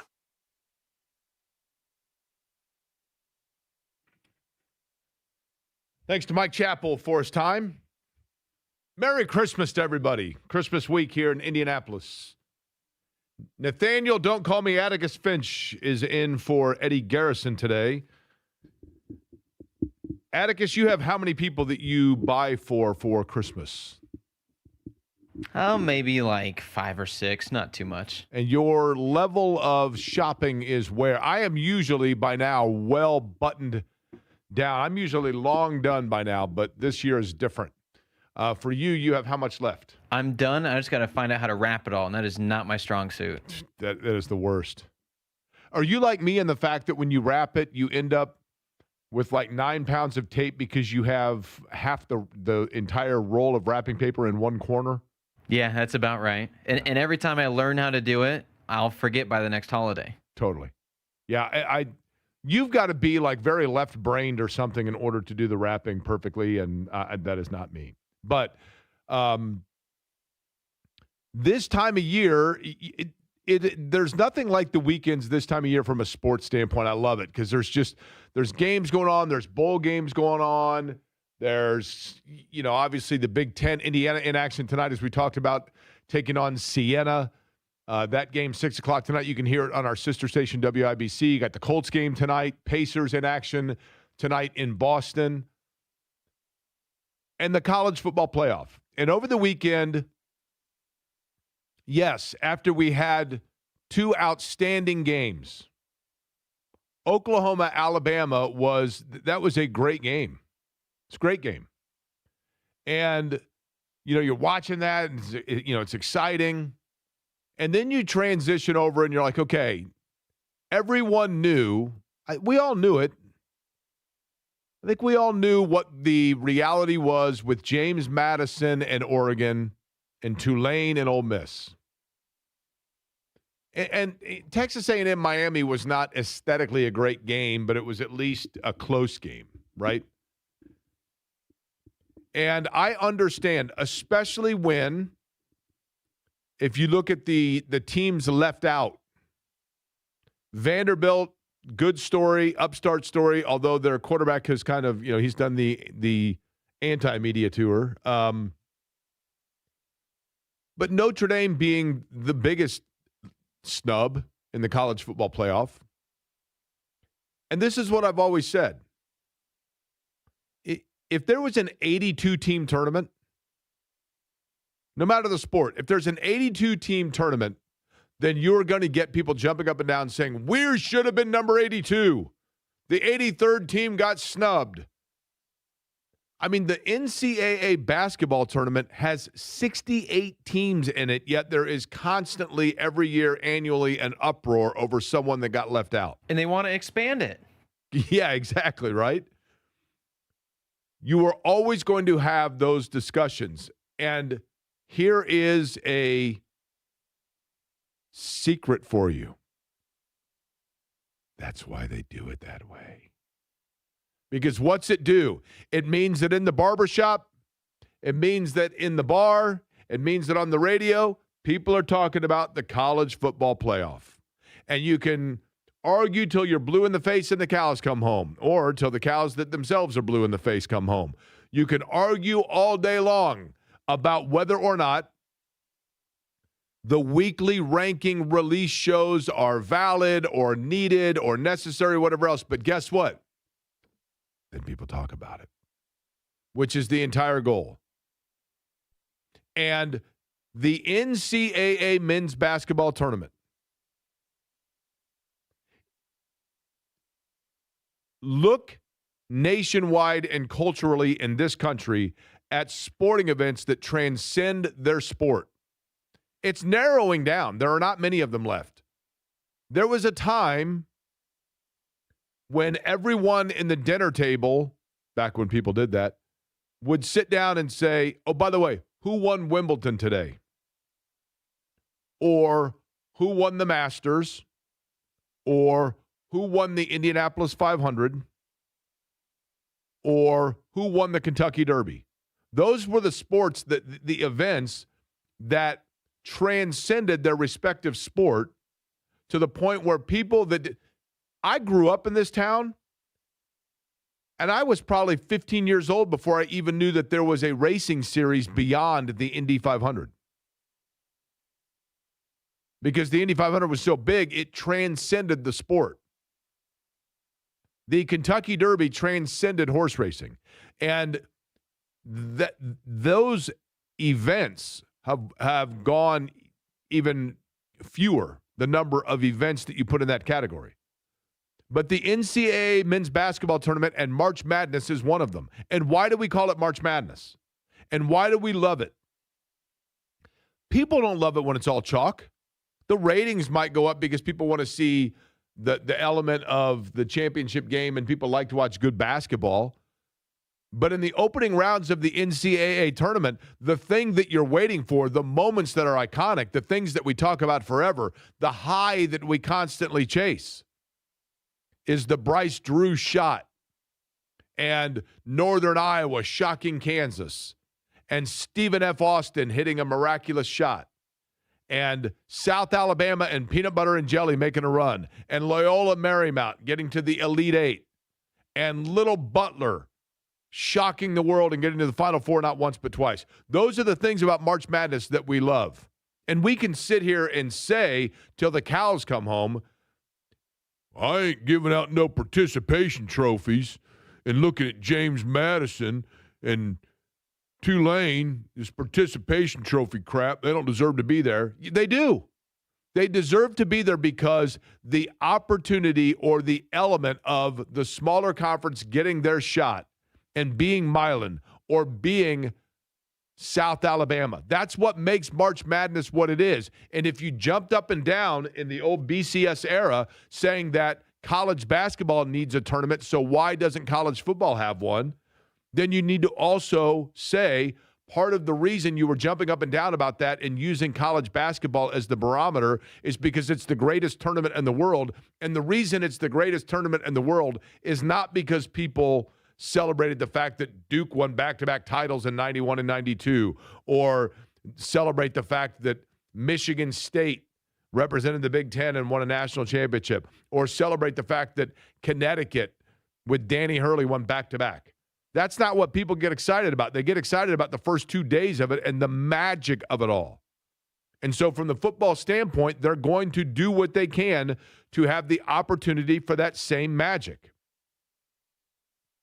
And as for participation trophies, it makes me laugh when I hear people jump up and down about how absurd participation trophies are, because I'm like, well, number one, you're the adult in the room and you're the one handing them out.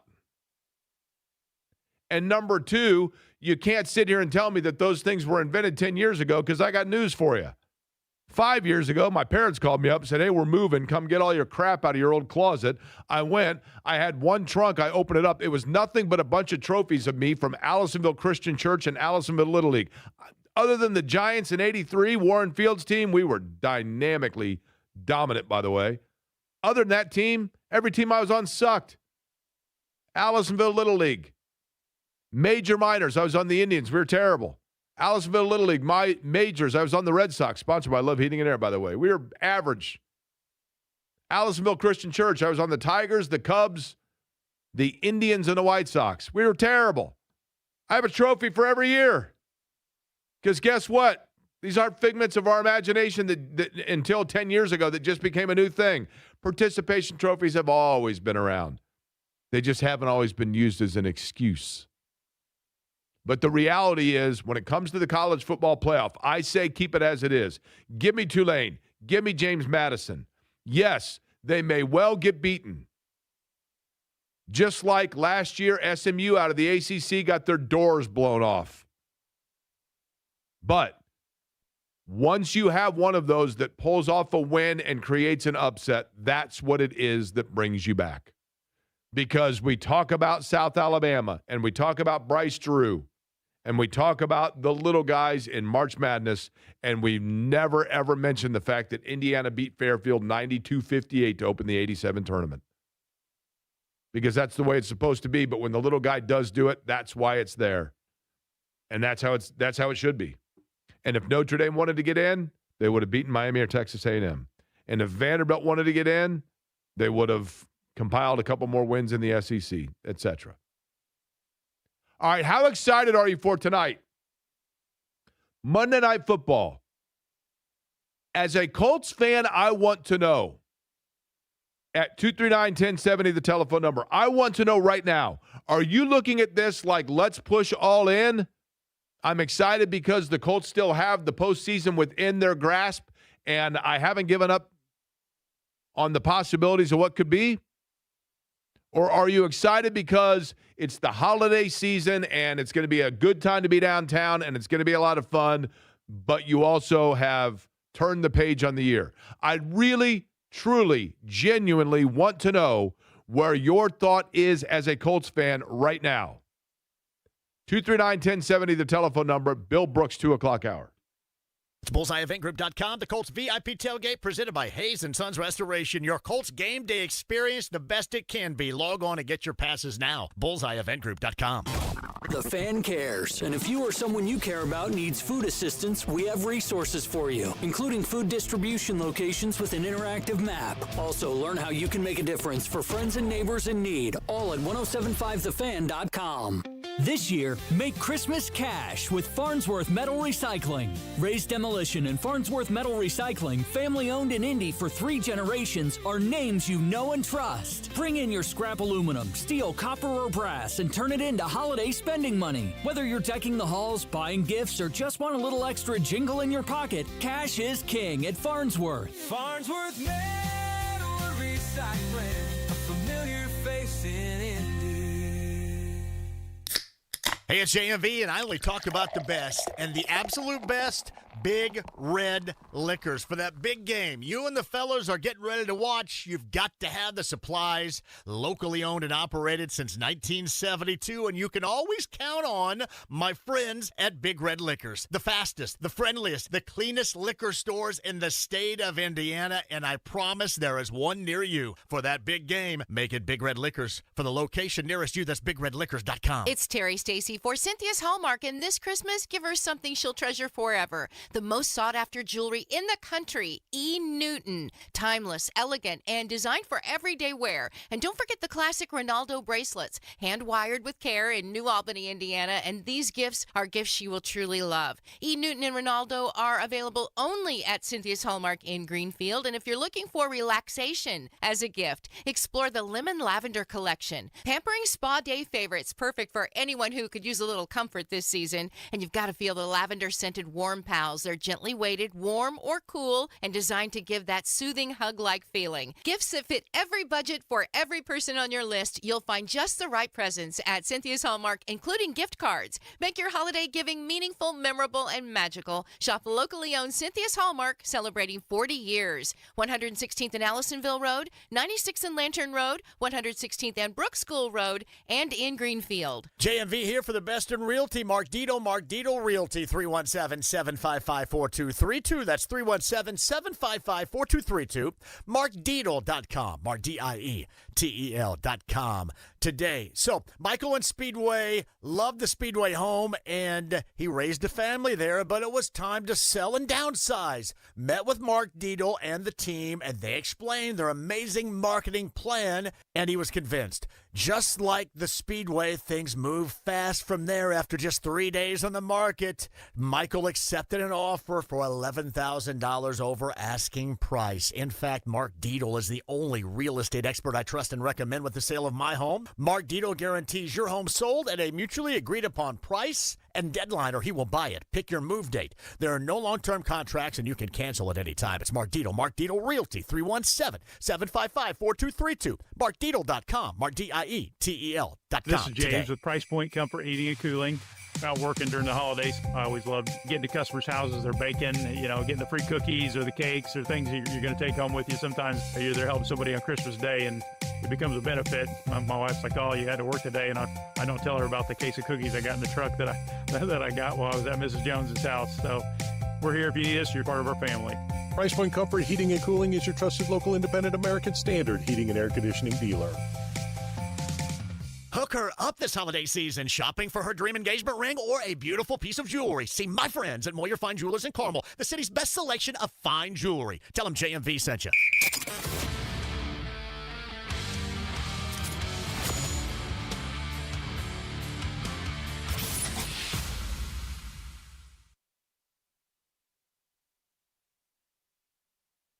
You're listening to Query and Company on 93.5 and 107.5 The Fan.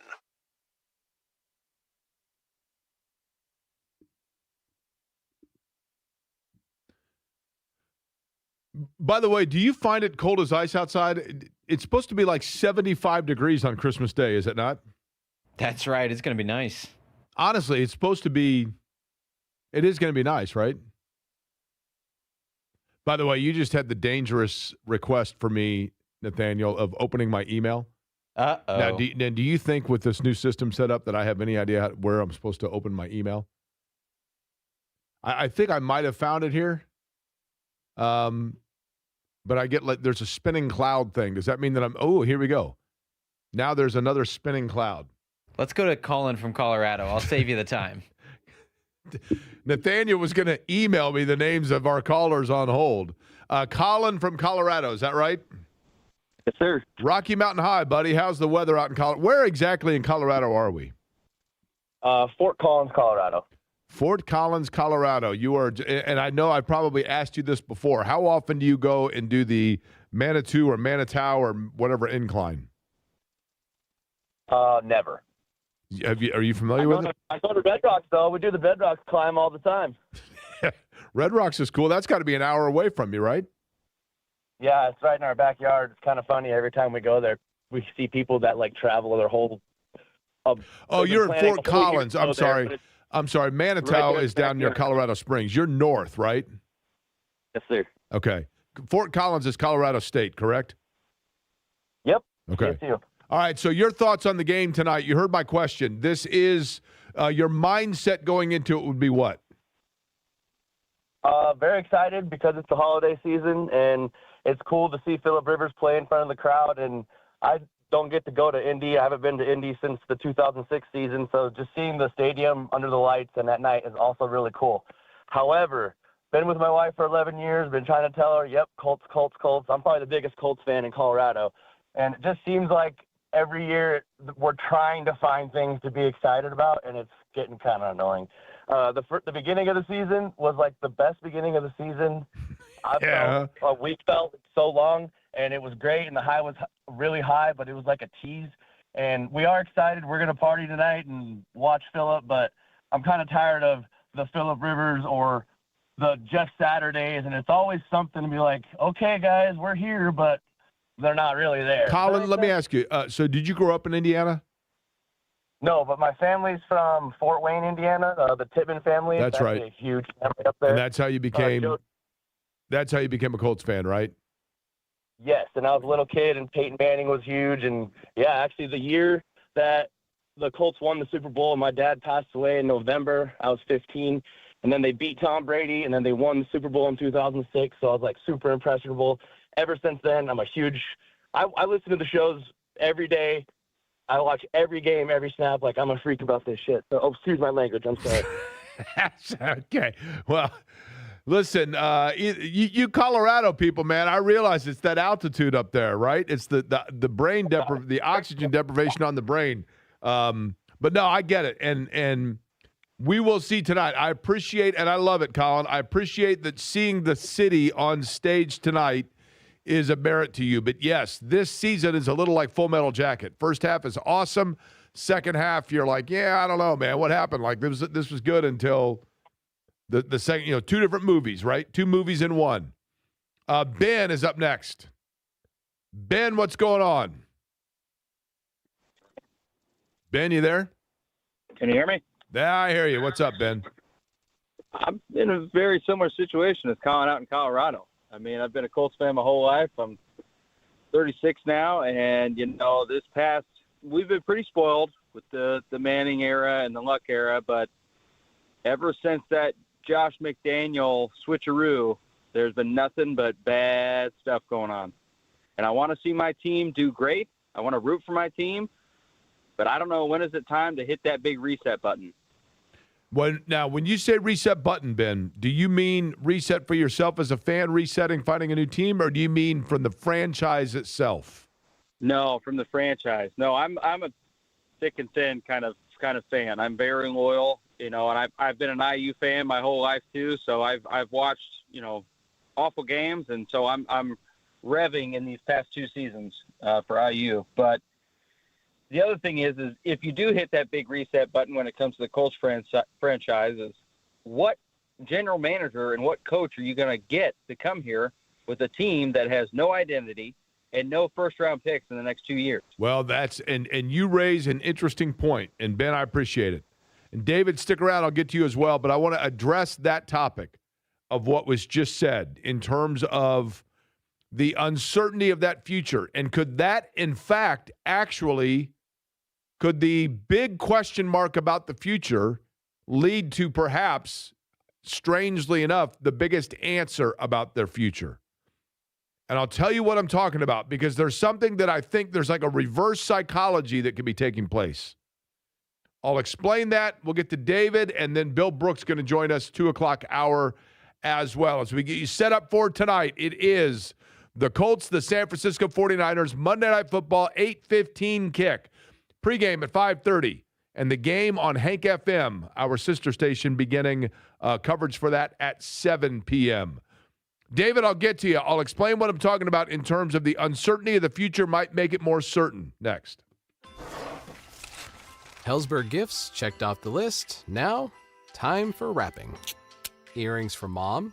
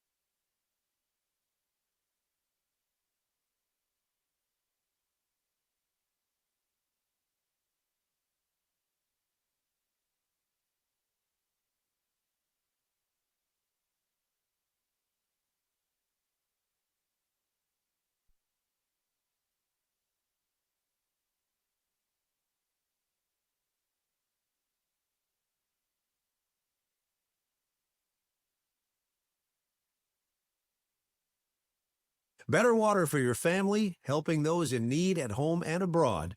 For your best shot at better water, trust the local pros at C&J Water. Hi, this is Richard Stevenson with Stevenson Heating and Cooling, wishing you happy holidays. As a veteran-owned company, we know how important family is and want to say thank you for your continued support and business. We are always here for your heating and cooling needs, 317-557-8532. From our family to yours, Merry Christmas and Happy New Year. Stevenson Heating and Cooling is your trusted local independent American Standard heating and air conditioning dealer. No gift? No problem. With Target's last-minute gifts, the holidays are a breeze. You can score on the hottest toys, beauty must-haves, chocolatey stocking stuffers, and much more. And if you need it now, no worries. Swing by any Target store today and snag all the stocking stuffers and gifts for the most magical season yet. Step into the holidays, check off everything on your list, and save big on your last-minute gifts. Only at Target. Restrictions apply. When you switch to Progressive, you could save bundling your home and auto. Then you could put that money towards some of the surprisingly more expensive things in life. Attention passengers, we've reached 10,000 feet and internet is now available for purchase. I just paid hundreds for this flight, and you can't even throw in internet? I'll just take the free pretzels. Sorry, but I do have snack boxes for sale. I'm just gonna sleep. In that case, we are selling pillows and blankets as well. I'll just breathe. That's free, right? Life costs a lot, so bundle and you could save with Progressive. Progressive Casualty Insurance Company, affiliates, and other insurers. Not available in all states. Jake Query here. Each weekday noon to 3, guests appear live on the Java House Peel and Pour guest line. Use code JAKE25 at javahouse.com to save 25% on your first order. BullseyeEventGroup.com, the Colts VIP tailgate presented by Hayes & Sons Restoration. Your Colts game day experience, the best it can be. Log on and get your passes now. BullseyeEventGroup.com. From the DriveHubler.com studios, this is 93.5 and 107.5, The Fan. WIBC HD2, HD3, Indianapolis.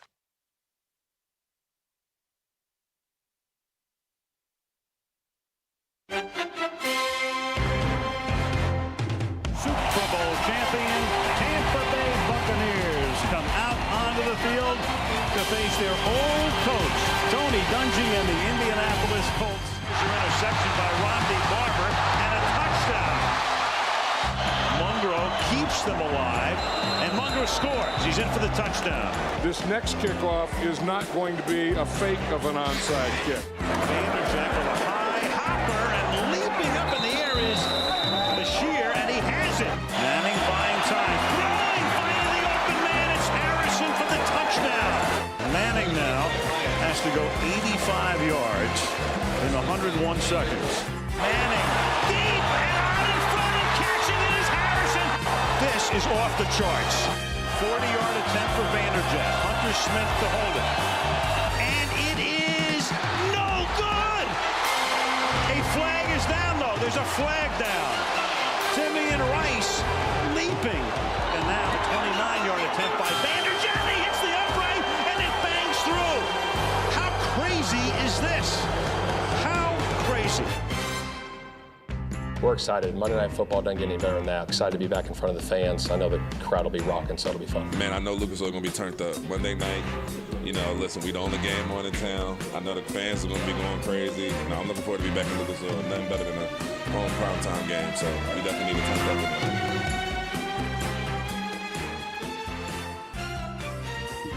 That's how it sounded, one of the most famous Monday night games in history. The Monday Night Miracle. Will we see a moment tonight that we'll be talking about for another 20 years? One of the guys that was part of, and he probably gets tired of me every time I talk to him mentioning it, a great Monday night game. 55-23 was the final in 1987, the first time, 88 actually, the first time the Colts hosted a Monday night game against the Denver Broncos. Bill Brooks will join us just a couple of minutes from now. But I wanted to, before we get into all of that and where the Colts go from here, touch on and expand on what Ben was just mentioning. The uncertainty of the future for the Colts. And yes, I know there are 3 games left to play this year. And yes, I know that the Colts still have realistically a chance to get into the postseason. I mean, if they finish 3-0 and if they go against after tonight, they've got one of the hottest teams in the NFL in Jacksonville that no one's talking about. Trevor Lawrence is playing at a very high level. And then they got to go, obviously, with Houston, right? In Houston, which is going to be difficult. But it is still there for them. They still control their own destiny is what I'm getting at. You know, and I know that they would need some help, but they would be helping themselves because they'd be beating teams like a Houston, for example, that would be before them. So they have a lot of within their control. But the uncertainties of the future for the Colts, the uncertainty at the quarterback position with Daniel Jones, who played very well, and then the Achilles injury happened, and you don't know what that means in terms of how effective he can be at the outset of next year. The uncertainty of Anthony Richardson and his availability, and whether or not they even want to go back to that. And I don't mean that to say that in a bad way about him. I'm saying it feels like they have turned that page on Richardson. And the uncertainty of how do you get out of this middling area when you have already surrendered your first-round pick for the next 2 years? They gambled and mortgaged a ton by going out and getting Sauce Gardner, who is hurt. And he may still be a wonderful player for them long-term. But you are in a difficult position. That uncertainty of not knowing and not being aware of what you possess moving forward and how to get out of it, while that's on Chris Ballard, and that may well, in a lot of cases, lead to a change, it does limit to a great extent the number of candidates that may be interested in coming in to become the general manager of the Colts. And as a result of that, it is entirely possible, ironically enough, that Carly Ursay-Gordon may say, you know what? Not knowing who I would even be able to get to run this franchise, and also myself being new in terms of being the buck stops here person, I'm going to go with familiarity for another year and bring back Chris Ballard. I personally think Chris Ballard will be back next year. And given the fact that he could point to it and say, look, we beat Denver, we beat the Chargers, we beat two of the best teams in the AFC, and we were a disastrous play away from beating the Rams, who might be the best team in football. We need to remind ourselves that through 8 games, we were talking about how the Colts may well have been the best and most balanced roster in the National Football League. But then, and part of what makes it so challenging and difficult to decipher is the fact that outside of those games of which I just mentioned, the teams that they beat, they're 20-55 total. You could make, if this was high school debate class, and I got 2 of you sitting right here in front of me, and one of you, I say, your assignment is to tell me and compel me as to why Chris Ballard should be back, and one of you, I say, your assignment is to tell me and compel me on why Chris Ballard should be replaced. Both of you will have plenty of talking points to make very valid points. Both sides. I truly believe, though, that the injuries to Daniel Jones notably come into play. DeForest Buckner injury comes into play. Mooney Ward comes into play. And you have to look all told at it in a twofold. Where they are, and then in addition to that, where would they go? Where would they turn? And ironically enough, one of the biggest decisions that Chris Ballard made of sending the next 2 first-round picks away might actually, if that is the reason that ownership decides that they need to move on, that might be what makes it the most difficult to find his replacement. I think next year it's everybody's back and you find out health-wise. And it may be, and that may be earned because they were 7-1 when healthy. Joining me now on the Java House Peel and Pour guest line. You hear him on the post-game shows right here on these radio airwaves, along with Greg Rakestraw talking about the Colts. And that means for Bill Brooks, Rakestraw, and the rest of them, plenty of Java House hopefully over the course of today because they're going to need their caffeine. They will be taking your calls and breaking it down late after tonight's game between the San Francisco 49ers and the Indianapolis Colts. One of the true nice guys in football, Bill Brooks, joining me. Bill, how are you? Merry Christmas. Merry Christmas. How are you doing? I am doing well. I'm good, and I keep going back, Bill, with this game tonight. There's a magic about Monday Night Football, and you hear me mention it every time I talk to you about the magic of that Broncos game, and I always go back to that. It reawakens the kid in me when you have Monday Night Football. But this particular matchup tonight comes with great intrigue because I can't figure out whether or not I feel like I'm just going through the motions to finish off the season or whether or not I'm invigorated over the Colts having still control of their own destiny. Do they realistically, Bill, are they realistically still a potential playoff run team?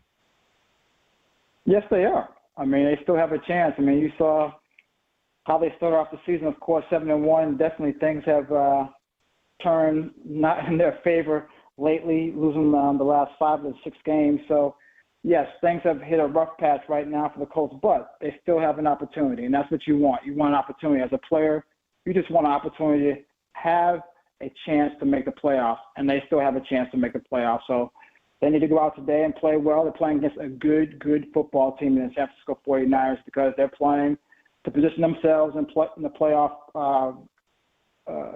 run themselves. They are in the playoffs, so as they position themselves, they're going to be playing hard and playing in order to get a better position. So we'll see what happens. But the Colts, I think, we're getting some guys back like DeForest Buckner. I know that should help the team out quite a bit, and we'll see what happens come Monday night. But it should be exciting, as you talked about earlier.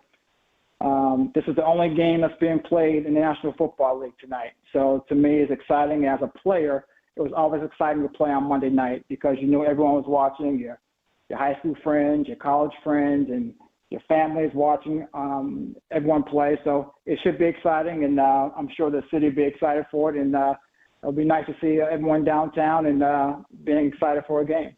Bill, I mentioned this earlier. Bill Brooks, my guest, Java House Peel and Pour guest line. I know that the Colts did not win in Seattle, but the reality is I think people expected that game to go a lot differently than it did. Even though it was not a win, and we take aside the result. It's a results league, I get it. Did Shane Steichen coach his best game of the year in Seattle?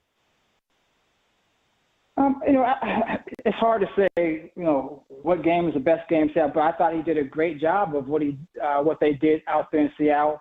Not only Shane Steichen, but the defense as well, Lou Anarumo, what they did and how they kind of slowed down that Seattle Seahawks offense and held them to nothing but field goals. And when you do that, you figure, hey, you know what? You have a shot to win the football game. And then having Philip Rivers back there, someone that has a command of the offense, understanding the offense, and, he didn't have any turnovers. The only turnover, he had a turnover, but it was late in the game, so that really didn't count because he's trying to get the team back, but pushing the ball downfield. But I thought he did a nice job of having command of the offense. Now, from a standpoint of production, yes, definitely need more production from the offense to hopefully put some more points on the board, and the Colts can get over that hump of scoring 20 points. You know what? That gives them a better chance, of course, winning football games because of all the games they've lost, they scored 20 points or less. So hopefully the offense could muscle some more points and see what happens. But I thought Shane Steichen, the game plan they had in regards to, eat up some clock, move the ball downfield, hopefully score and get some points was a good idea and is a good game plan to go in against a Seattle team that was pretty good. Bill, do you believe that Philip Rivers, from what you saw, and look, you've taken passes from a lot of different quarterbacks, and I know that Philip Rivers, the age, the time off, all of it comes into play, right? Did you feel like, or did you see indication that with more practice time this week, there might be a deeper area of the playbook you can go with Philip Rivers? Or is the physical limitation such that we saw what you have to work with?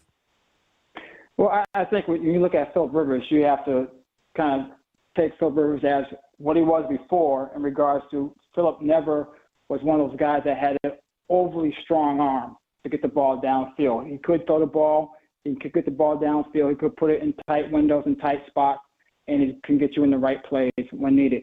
So I think he can get the ball downfield. But I think what's going to also happen is he's going to have to get those short passes, work over the middle, and it's going to be up to the receivers to actually make some yards after the catch. That's one way you can get some explosive plays. You just have to make sure that you complete the passes and get the ball downfield. So I think he can get the ball downfield some, but it's not going to be, throwing the ball 70 yards down the field. That's not Philip Rivers, and I don't think that was ever his game. But they're going to have to find ways to get more explosive plays. How they do that, I'm not exactly sure how they do that, but I would like to see the receivers make some yards after the catch, and that's one way you can get some explosive plays. Bill, I want to hypothetically here, okay? Santa arrives at the Brooks house early today. So he comes down the chimney this afternoon, and you're startled. It goes without saying, right? Guy coming down the chimney. But Santa says to you, Bill, you've been a good boy, and so I'm going to deliver for you, Bill Brooks. I have the ability to deliver one thing, and I want it to be Santa's a Colts fan. So he says, Bill, I have the ability right now to pick one area of this team that is most confusing to Bill Brooks or most concerning to Bill Brooks, and I, Santa, I'm going to immediately bolster that. And you can't say health. From a schematic or just an area of weakness of this team this year, what is the one thing that Bill Brooks would want Santa to take care of that would be a difference maker for the Colts in these last 3 games? Wow, that's a good question. I can't say health, huh? I mean, obviously, if we could just get a Daniel Jones back, because he was playing at people forget, I know that he was starting to revert a little bit, but he played at a very high level at the beginning of the year, obviously. Exactly, he did. I would say more pressure on the quarterback in crucial situations. I would like to see a little bit more pressure from the front four, not even just the front four, but anybody, if it's linebackers, whoever it may be, if they want to send corners, Kenny Moore off the slot or whatever. Just like to see a little bit more pressure on the quarterback, especially in crucial situations, especially when it gets down late in the game and they need a sack or need to force the quarterback to make an errant throw, something to that nature. That would be my choice if I had an opportunity to ask Santa for a Christmas gift. Okay, can you get, because the Colts have tried, Bill, a million different. No, let me put it to you this way: you are a receiver, okay? Mm-hmm. As a receiver, the Colts have tried to get pass rush forever, right? And DeForest Buckner is an elite level player, but and Liatu Latu has his moments. Kwity Paye, I think, is just a guy. I don't dislike him, but he's just a guy, right? When you have now the process of getting Mooney Ward and getting Sauce Gardner and imagining those two as healthy corners there, when you are a receiver, how long do you go into a play and a set where you're continuing to try to work yourself open before then a coverage sack becomes available because everything collapses? In other words, if the Colts can't get pass rush, can the corners take care of that for them, where then eventually it collapses for the defense anyway?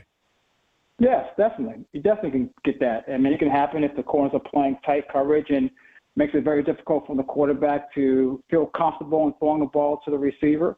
And if they continue to, hold the ball, then yes, the pass rush can get there. But a lot of times what happens is if a receiver is open or don't have much pressure and the quarterback can hold the ball and feel comfortable back there, and then throw the ball to the receiver's wide open. So it kind of works hand in hand. You got guys in the back in there. If they play tight coverage, then it gives the guys up front opportunity to get to the quarterback.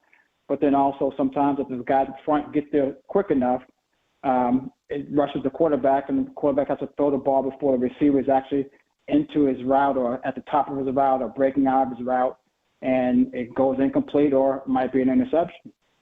Who's the toughest corner you faced? Oh, there was a number of guys that were tough. Mike Haynes, who at the time was playing for the Raiders, one guy that was, I would say, my toughest corner to go against. You had, you had Minifield and Dixon, probably dog pounds with Cleveland Browns. Those are some of the toughest guys that I say I faced. As a receiver, Bill Brooks, my guest, Java House Peel and Pour guest line. As a receiver, was a corner tougher for you of one that's playing man on the line right away and is with you lock and stock? Or was it tougher to go against a guy that you thought you had space from but had such collapse time that they then got in and disrupted at the very end of the play as the ball was being delivered? And that might be the dumbest question I've ever asked, but does that make sense what I'm asking? Yeah, it makes sense. For me, I didn't like people up in my face or close to me, so to speak, at the line of scrimmage, because I like to get in my route as soon as possible, but then they're impeding me for me to get into my route by, playing bump and run and getting their hands on me. And guys that had long arms, such as Mike Haynes, and another guy that I didn't mention earlier was Albert Lewis, another defensive back that had long arms that could run and does a good job at the line of scrimmage of impeding your progress up the field. So those guys made it more difficult for me to get into my route, which made it harder for me to complete my route and create some separation and create some space. So for me, it was the guys that were up in my face that gave me more problems. We have very limited body of work to see as a Colt, but from what you've been able to see when he is healthy and when we see him long-term here, Sauce Gardner is what kind of corner? Oh, he's one of the top corners in the National Football League. He's long. He can run. Good feet. Changes of direction. He's one of the top corners in the National Football League. If you can, stay healthy, very, very good. Is he Bill? Just say this. I would have trouble. Not that me, but you're talking about corners that gives me trouble. He would give me a lot of trouble. Okay, not so that he's not that I'm a all pro or was an all pro, whatever that. But he's one of those guys that can give wide receivers fits. So he is a flank you from even pre-snap and never let you out of sight guy, right? As opposed to a you think there's a window there and yet he closes that window instantly. He's more the first guy, right? Physical from the get-go. He can do both.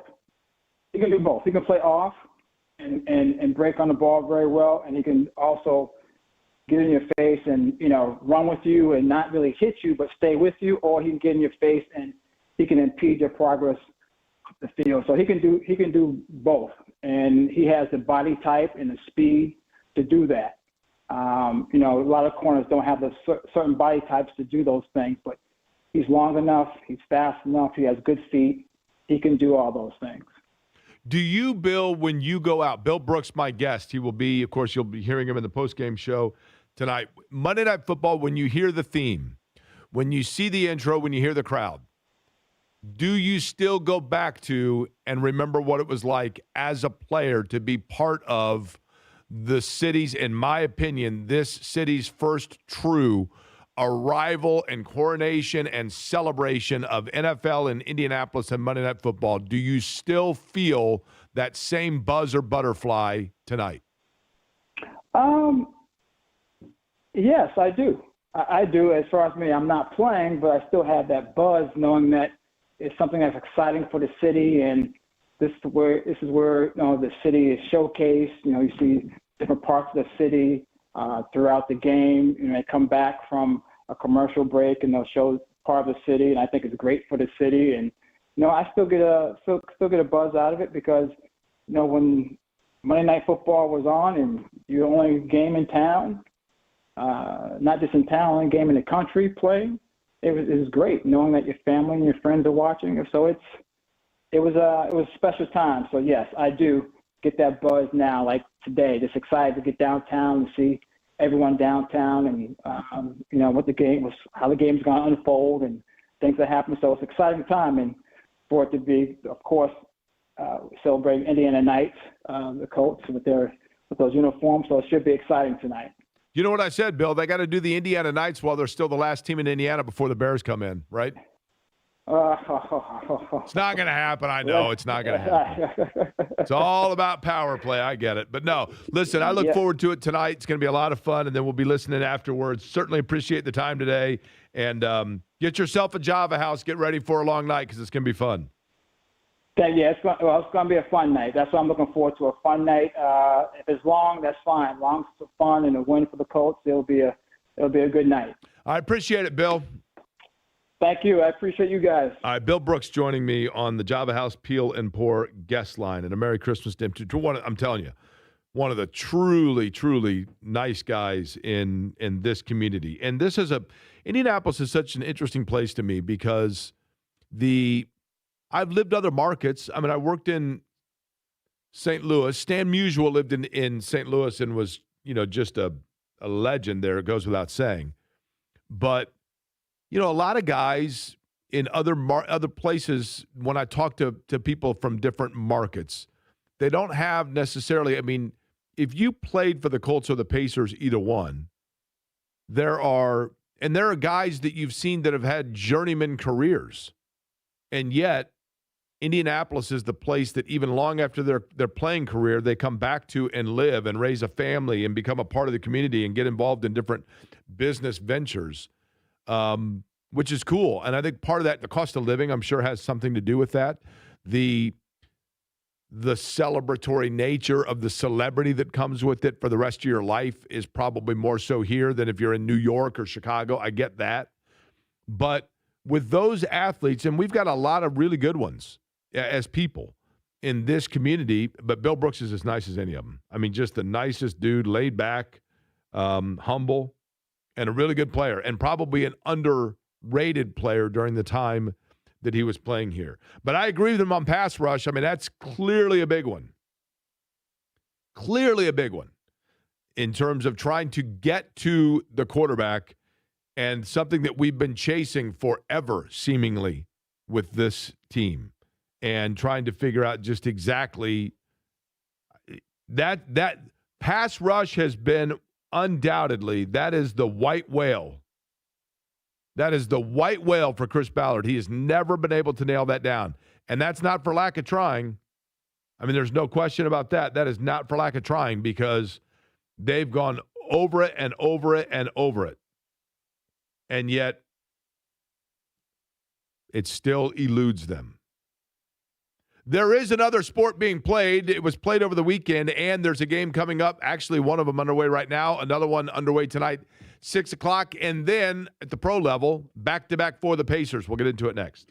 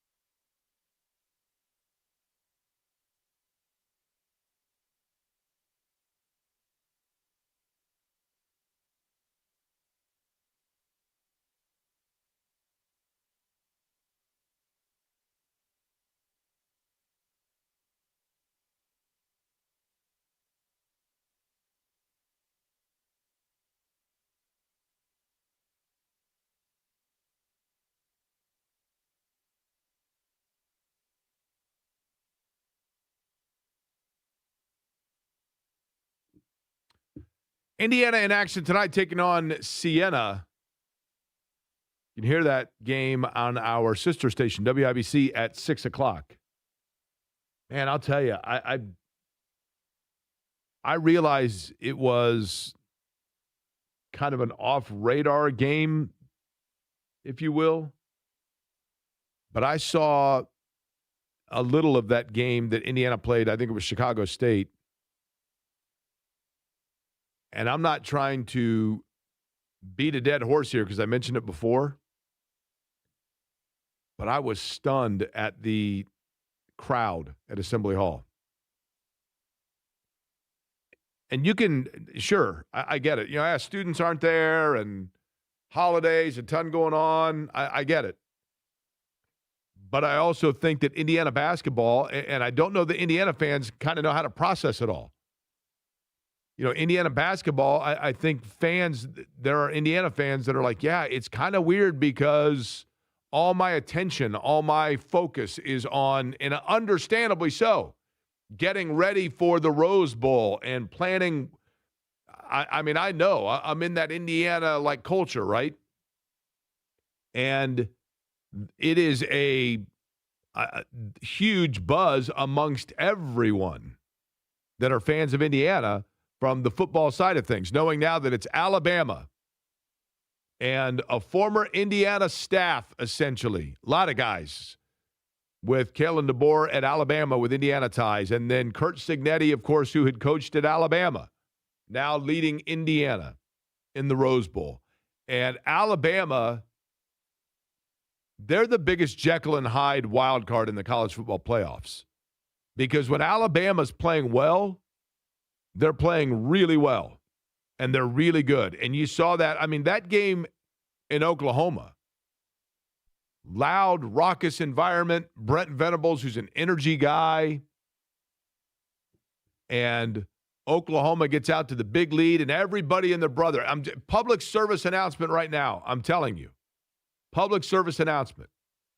Don't tweet in the middle of the game as if the game's over. Post, whatever you'll call it. Oklahoma's up a couple scores, and literally everybody is jumping up and down about how insane it is that, you know, see, Alabama's a joke. They have no business being here. And Alabama, when they're bad, they're pretty bad. I mean, not pretty bad, but I mean, they're very pedestrian. Alabama, when they're clicking, they're really good. And you know their talent level and their depth is going to be solid. My concern for Indiana on the football side of things, as I've mentioned before, if you get past Alabama, then you got to turn around and play once again, Texas Tech or Oregon. If you get past that, then you got to turn around and play again. And you're talking about teams that have, and Indiana is as well coached and as well prepared as anybody in the country, probably more so. And at this point, it's a little absurd to talk about where these guys were ranked when they were in high school. Mendoza pointed that out. That means a hill of beans at this point. But nonetheless, and Indiana has done an unbelievable job with next man up and overcoming injuries and their depth. But there is one thing to be said about playing in the Big Ten and going through the rigors of the Big Ten, but still knowing that, yes, you've got to push all in on Oregon, and then you come back with Iowa, who's very good. But Iowa has the same level of depth as Indiana. There is a dip that can take place when you get through it and in the grind. And now Indiana is getting ready to go through a grind unlike any they have seen. They are as well coached, well prepared, and as well adjusted for that as anybody in college football. I understand that. But having said that, the Oregons, the Ohio States, when you start talking about the second or third tier of their players in the trenches notably, whether it's keeping people fresh or whether there is injury, you just don't have as significant a potential drop and wearing you out. And that's going to be a challenge for Indiana. But it's awesome. And do I think they'll beat Alabama? I do. And at this point, you would be a fool a fool to rule out Indiana in any college football game. Because right now they have the best coach in the country, and they are that well prepared. Basketball side of things, like I mentioned, Siena tonight. And again, half Indiana fans probably are like, oh, yeah, that's right. They got a game, but I got a Christmas shop and get ready for the Rose Bowl. Purdue, week off. And then Purdue gets Kent State. Purdue's coming off a fabulous performance. And is Auburn, Bruce Pearl had said, last year when talking about, he was talking about when he had coached against Purdue, and we just went out and smacked him in the mouth, something like that. And I know Bruce Pearl's not there anymore, but that Auburn team still has a lot of athleticism. They can play at a high level. They can play at pace. And Purdue that might have been Purdue's best performance of the year, and I thought they clinicked Texas Tech. I think Purdue has offset, yes, they had the bump in the road with Iowa State, and that was bizarre to have that happen at Mackey. But they have seemingly more than made up for that because they have quality wins, the win against Alabama, the win against Texas Tech, the win against Auburn. Assuming they hold serve here through the Big Ten and don't have a massive collapse, they've afforded themselves a couple of losses even in the Big Ten and still hold on to that number one seed. They have been so good, and Oscar Clough has been so perfect for what they need. Trey Kaufman-Renn and his ability to play off of that and be freed up on the block, so many areas for Purdue. And it goes without saying. And yes, the last Colts home game up in the press box, somebody came up and said, I know you didn't say that. Please tell me I didn't hear you say that. I'm giving you the chance to walk it back. And I said, say what? I'm on the air 15 hours a week. Sometimes I forget what I say. They said, I could have sworn I heard you say Braden Smith's the best player in college basketball. Yes, I did say that. And I will stand. Is he the most athletically gifted? No. Is he the one with the biggest NBA potential? No. But right now, Purdue is, and I know that Arizona or Michigan's really darn good. I know those teams are great. But the balance of what Purdue brings to the table, and why did Mendoza win the Heisman? He won the Heisman because he's the quarterback of the best team in college football. And over the course of the year in totality, the best team is Purdue. And the quarterback of that team is Braden Smith. And he's going to be an NBA player.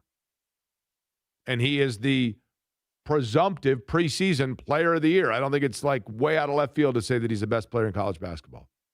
Most dynamic? No. Most potential? No. Most effective? Yes.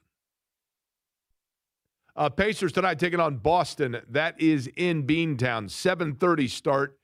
And then the Milwaukee Bucks tomorrow night. It's the return of Miles Turner. And by the way, speaking of Milwaukee and the Pacers, they are going to be playing in February. The blue and gold heading up to one of my favorite cities in Milwaukee. The blue and gold going to take on Miles Turner in Miles Turner's new home.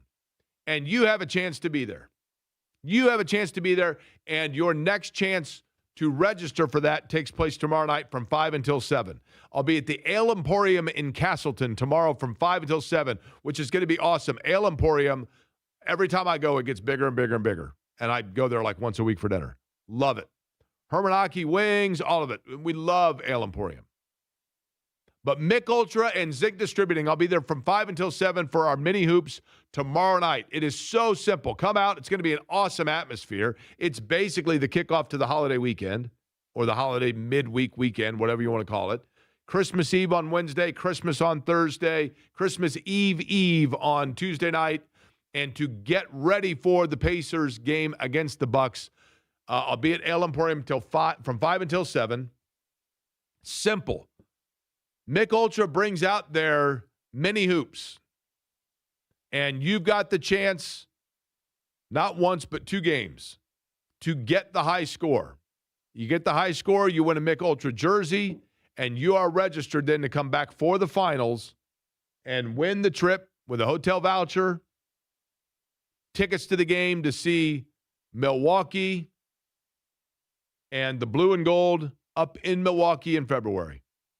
And that, I'm telling you, that arena is awesome. The whole little area around it is awesome. It's all walkable distance there in Milwaukee. And Mick Ultra wants to set you up and send you on your way. And the next chance for you to get registered for that tomorrow night, 5 until 7, Ale Emporium in Castleton. Speaking out about J&B is exactly that, especially on a day like today with it being a Colts game day. He's got all kinds of on-air responsibilities. We'll check in with him in just a little bit, but keep in mind, Colts and 49ers tonight, 8:15, pregame getting underway at 5:30. The game itself only on Hank FM at 7. That's because the Pacers will be here on this radio station. But it is a big one for the Colts. And it is a big one for the NFL because it's Monday night. And yeah, there was a thought a couple of weeks ago, and now they don't flex out, obviously, but there was part of me that's like, man, I wonder if they would flex that game. But no, there's still plenty to play for the Colts because 86% chance of making the playoffs if they were to win their last 3 games. But they got to win the last 3. Starts tonight with San Francisco. We'll take a further look back into that and catch up with John and find out where he is as well and what you can do to get involved as the celebration starts getting underway for tonight, Monday Night Football, and then heading into the holidays here. We will check in with John next as part of the crossover brought to you by Love Heating and Air, 93.5, 107.5 The Fan.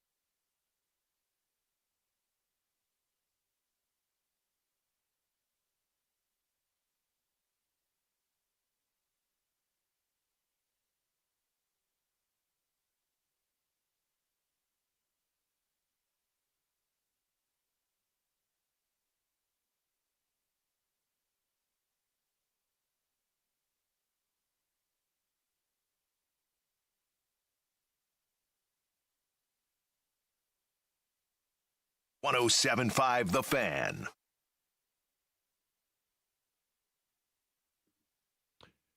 Ricky Pearsall out for the Niners tonight. That's one of the notables.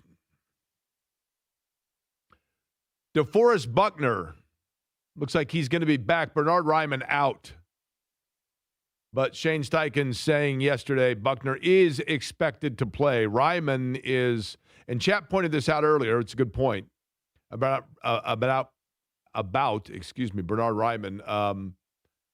San Francisco, if there's a game where you feel okay is the wrong word when you're talking about a starting left tackle, but if there's a team that has been struggling with their pass rush as well, it would be San Francisco. So, maybe that helps, I guess. But the big question mark for tonight from the Colts standpoint, I'm with, you're down 2 corners once again. That's not anything new. But what do we expect out of Phillip Rivers? That's the big question mark for me, because I think we know. I think how much of what we saw in Seattle with a rather vanilla game plan, how much of that was because of the limitation of Phillip Rivers physically, and how much of that was because of the limitation of Phillip Rivers with familiarity? And a guy that has played as much football as Rivers has, a guy that runs the same offense with his high school and talks to Shane Steichen regularly, that player, one would assume you have the ability to tap into it and you can do different things with him. But did they limit things because of his physical limitation now with what was not already an arm that was going to be throwing for a gabillion yards to begin with? Does that make it, how much is that a hurdle for them to overcome? One of the things that we'll keep an eye on. Speaking of eyes, what about bullseyes? We can keep an eye on that. That's exactly where we find J&B. The crossover brought to you by the good guys at Love Heating and Air. Love-HVAC.com is the website. 317-353-2141. I just saw Chris Love over the weekend, as a matter of fact. Over 100 years in Central Indiana and the very best official Heil Heating and Cooling dealer. And J&B is out at the Bullseye Event Group tailgate, and I know getting set for what's going to be an electric night, but no better place to be, John, to get ready for it than there. Indoor and outdoor, and now the outdoor, Jake, is indoor. Kyle Kinnett, and you know him just as well as I do, going way back. There is nobody that throws a party like Kyle Kinnett, so he is prepared for everything. This Monday night, it is going to be awesome in here. But, Jake, I've got great news for you because Colts fans, Indy fans, are looking for good fortune and a little bit of luck, right? That's right. And I think I have found it for them. So I'm Express Pro Tire and Auto a little bit earlier today, and my friend Mike and I were hanging out. So I was on in Edmonton, Alberta, Canada. And I was walking around the back of Express Pro because the road noise outside was too loud. And I found a Rolando Rooms baseball card from 1990. Let's go. That was, I think, his final season in Major League Baseball. 3 years in all, I want to say, for the Cubs, Reds, and it's a Reds card, and the Expos, where he hit all of 9 home runs and drove in 42 in his career. And I'm thinking, if you're looking for good fortune, me finding a Rolando Rooms card is pretty damn good fortune. Just to celebrate that, you should take your Rolando Rooms card to Patty's of Jamaica, which Kyle Kinnett loves as well, at 52nd Aliceville, because I believe Rooms is a Jamaican player, right? He is a Jamaican there player. You go. I decided to go with him, too, because I also, get this, he's a former Pittsburgh Pirates outfielder. And I found him a former center fielder, and I found a card back there, too, of this. And I believe he may have played for the Indians back in the day. I'd have to check on this. Who am I talking about, Jake?